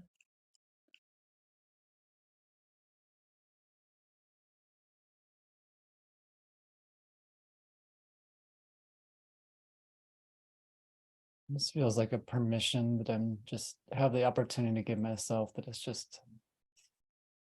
okay to it's okay to take up space for me. Yeah. Oh.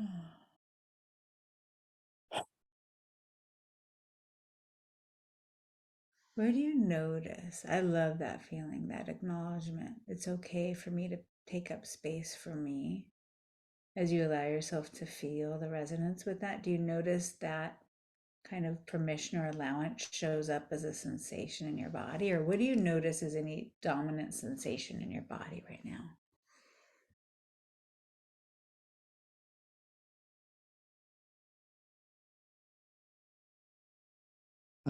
Well, when it first came up, there was like this, it was like a ping in my chest that felt a little bit guilty. Uh, Mhm. just, because it feels like I'm taking up all this time and this space, Yes. and it was like this, I want to say it's like this, it almost feels like a spoke, like this Yeah. spoke that like popped up in my chest, and it was just like, I was like, oh, you're taking up too much time and space. And so it wasn't anything too big, but it was like this. It was a noticeable thing. Is there any remnants of that? Are you able to pull up that old thought about taking up too much time and space? Are you able to bring that back so we can see if there's anything to transform with that? Feels like the spoke is still present. Um, Perfect. uh, Awesome. yeah. Yeah. Let's see if we can release a little bit there too. That spoke, is it present like in your body? Is it still kind of poking your body or is it out in front of you? Where does it seem to be? It just kind of feels like it's slightly behind my chest. Just like this spoke that's just there, that represents that, like Mm. that hesitation. Yeah. And what color is that spoke as you focus on it?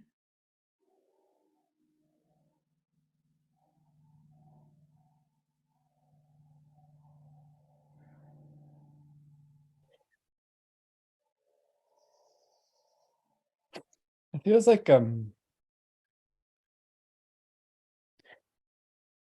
you imagine like a blade of grass, but silver, and it's just like the perimeter, like the inside is empty, but it's like Oh, that yeah. shape. It's almost like a paper clip type thing, where it's, like it's empty in the middle, but and it's like a comes to a point. It's pretty thin, but it's just kind of like, hi, I'm here. Yep. Hi, I'm here and I'm silver and it's made of metal.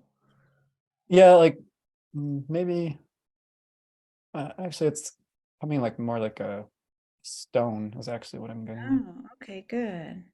Very nice. Allow all of your attention to go there without resisting it. Just be aware of it, its color, its shape, its texture. See if you can ask it, what color would it rather be? Does it like being that silver color, or if it could be any color and there'd be no consequences for it to choose what it would feel better? What would it choose to be? Color-wise. I'm gonna go there. I just feel it might be relevant to share that Yes. the message that I feel it's communicating is that it's too much to be myself. It's too much to be myself. Perfect. Yeah, just like I feel like that's what it represents. And then Yeah. so let's see, what would it rather be? I feel like it wants to be both the texture of grass and green.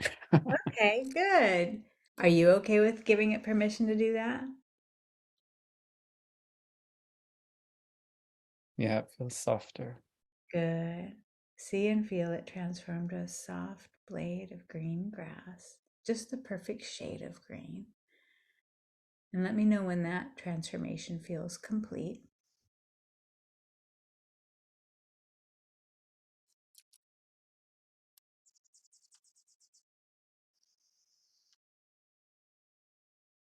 Yeah, I can feel like I'm getting a sense of what it feels like for it to be a blade of grass. Good. And does that feel a little bit better, worse, or the same? Feels lighter. Feels lighter. And does that, now that that thing is a blade of grass, does it feel a tiny bit better too than it used to when it was stone and silver?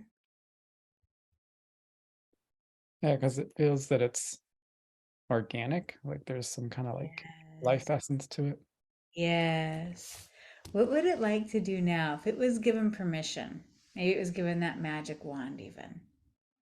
What does that blade of grass want to do? Does it want to go outside of your body and join a field of grass, or does it want to grow really long inside your body? Or, I mean, it could choose anything. What's its heart's desire say that it would really just love to do if it got its way and there'd be no consequences at all?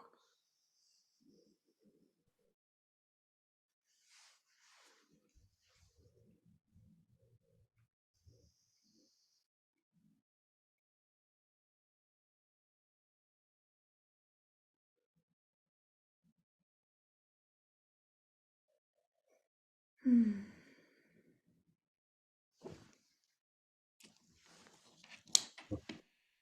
The I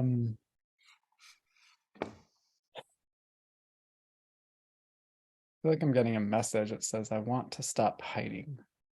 Oh, oh. So if it stopped hiding, what would it do? Would that blade of grass go out on a stage with the spotlight, or like what would it want to do? If, like literally nothing bad would ever happen. What would it be able to do? What comes up is it wants to sing and dance because it just because it feels good to do so. Okay, good. If it was allowed to sing and dance, would it stay looking like a blade of grass? Would it like have a top hat and a cane and tap shoes, or would it change into a different form than grass? What would it look like? Like allow itself to actually imagine itself and become this dancing thing. What would it look like?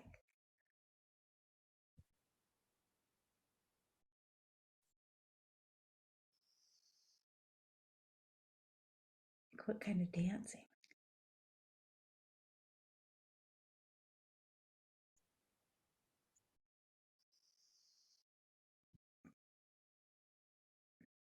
What I get is that it would be it would be me like that. It would be me just joyous, giddy, playful, dancing, like just high energy, Uh-huh. loud even, and just because that's there and it feels good to be like that.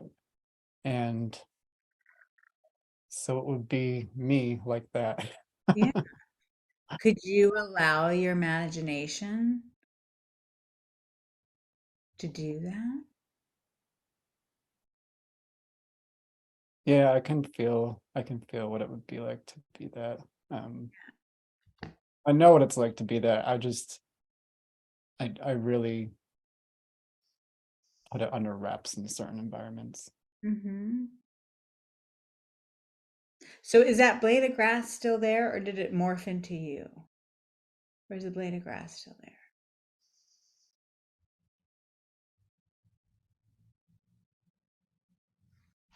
It became me as I was imagining that. As I Yeah. connect back to it, I get a message that says, "Will you let me go there?" Okay. So it's totally up to you. Yeah.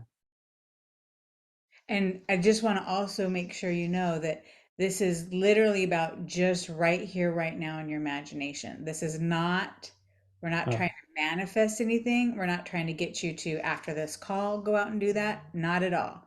We're gotcha. just, yeah, we're just basically this blade of grass is saying, will you give me the permission to do this right here, right now in our imagination? Yeah, it has full permission. Yeah, I thank you for saying that because I was getting a sense of like, will I be able to allow this Nope, after nope, all? we're not going anywhere in the future. We're just right here, right now in our beautiful, wonderful, source-inspired imagination. There is no pressure at all for anything to come of anything we're playing with today. We are just playing with imagination. Yeah, no, in my imagination, I can already see and feel it. It has, yeah, it has full permission, my imagination. Okay, good. Give that full permission. I want you to see what that does. And that blade of grass totally changes to you.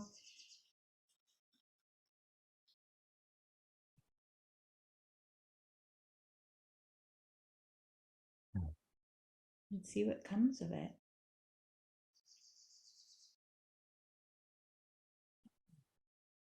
Feels light and fun and free.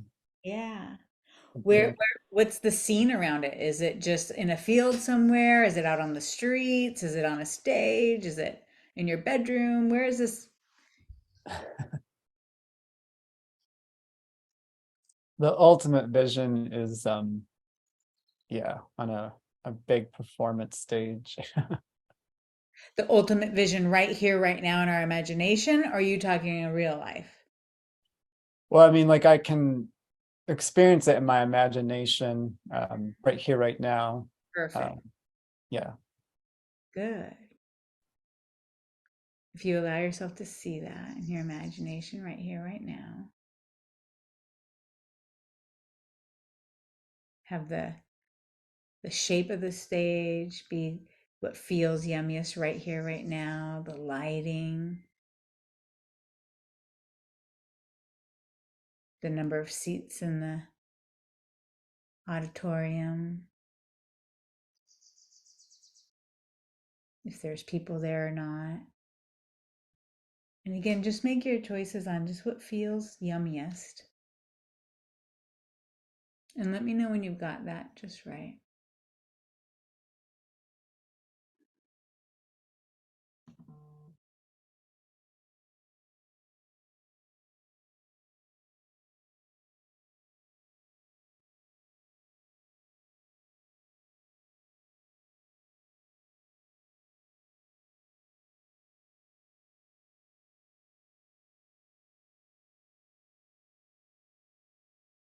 I've got something that feels pretty good.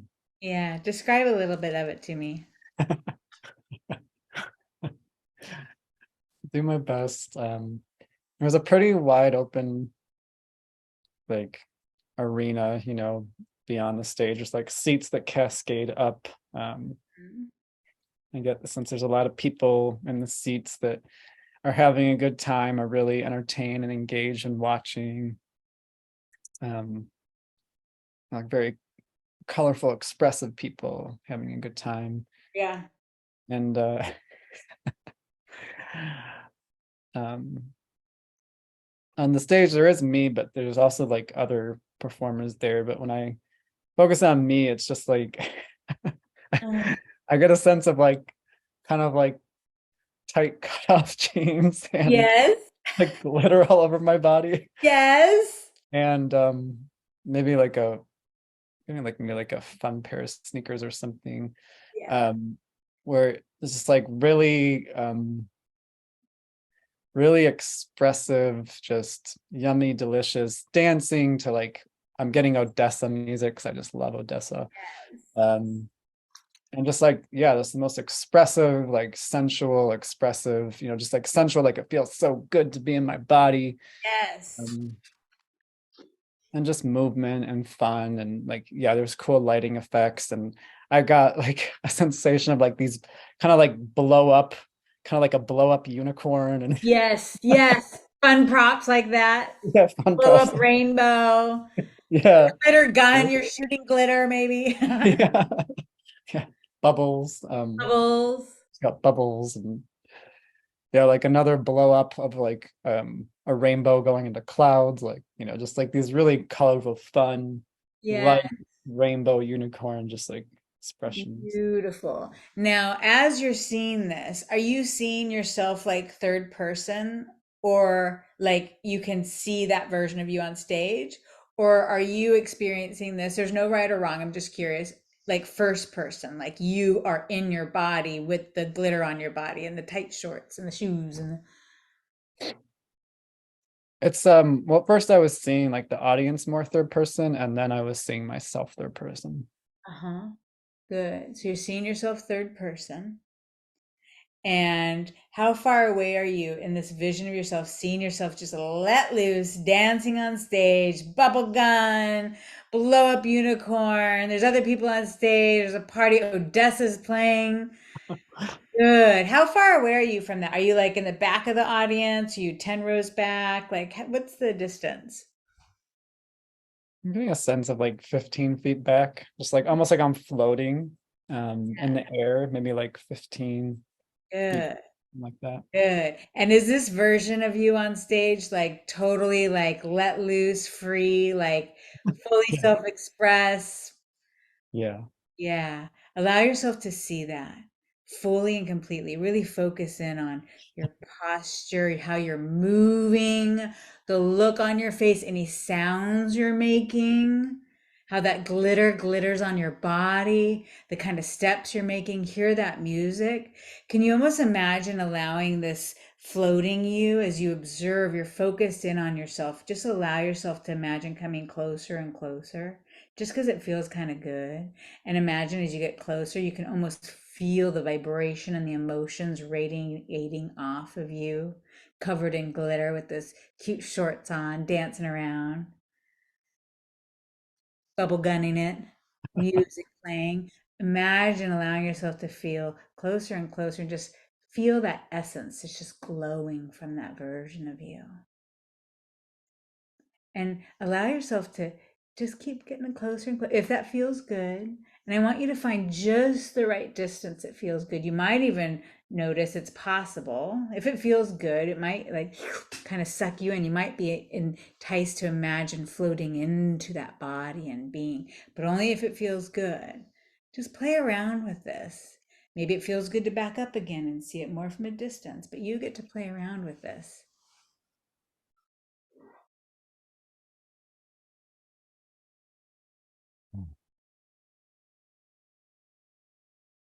And tell me where you end up that feels the best as you observe this.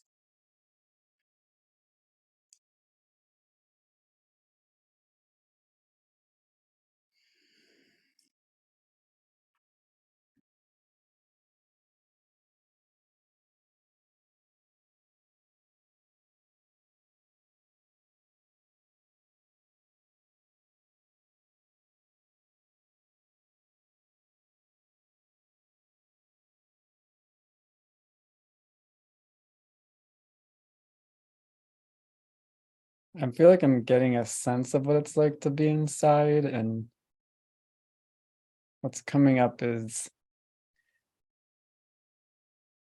this body is definitely vibrating, like it's with really good feelings, like very like sensual. It feels really good to be me. It feels delicious and yummy to be me, and that it's perfectly okay to be a performer with Mhm. with eyes on me, and so expressive and just feeling yummy and delicious and letting that express outward. Yes. um, I'm just getting a sense that like that's what it's like inside, and it feels really good to be so yummy and to Yes. let let all the eyes be on me as I'm expressing this, and just Yeah. allowing it, feeling it, just like and sharing it. Yeah. Feels so yummy. Yeah. Feels so yummy to be me Yeah. and express it and share it and see people's responses. What do you notice about the responses of people in the crowd or the others on the stage as you're just exuding you in this yummy, yummy, yummy way?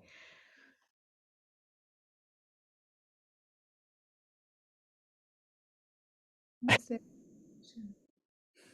I'm kind of getting like reactions like, oh my gosh, he did not just move like that. He did not just do It's that. more like like shaking my butt type thing, kind of Oh, like yeah. just like but like it's kind of like he did not just move like that, but I'm so glad he did because now it feels like I can move like that. Yes. Notice that's like pure appreciation from the crowd. First, it's like, oh, what? I can't believe it. And like, thank God he did. Maybe I can do that. In fact, yes, I can. Yeah. Permission for me too, because he Yeah. did that. And not only do I still love him, I love him even more. So I can do that. And people can still love me and maybe even love me even more. What? What? Yeah, it just feels like a permission, like it's okay to indulge how Yes. good it feels to be. It Yes. feels like that's the message. Like I'm Yes. indulging in how good it feels to be me. And then like I'm getting the ripple effect or people like, whoa, if he can Yes. indulge in feeling so good and Yes. just and sensational vibration in his body, whoa, maybe I can Maybe too. I can too. Yeah. It's not only safe to do that, it's like encouraged because of the ripple effect. And really, everybody deep down inside wants to be them. Yeah, it Yeah. feels like a permission ripple. Yes, a permission ripple. I like that. Good. Take some nice, easy breaths. And whenever you're ready, I'm going to have you open your eyes.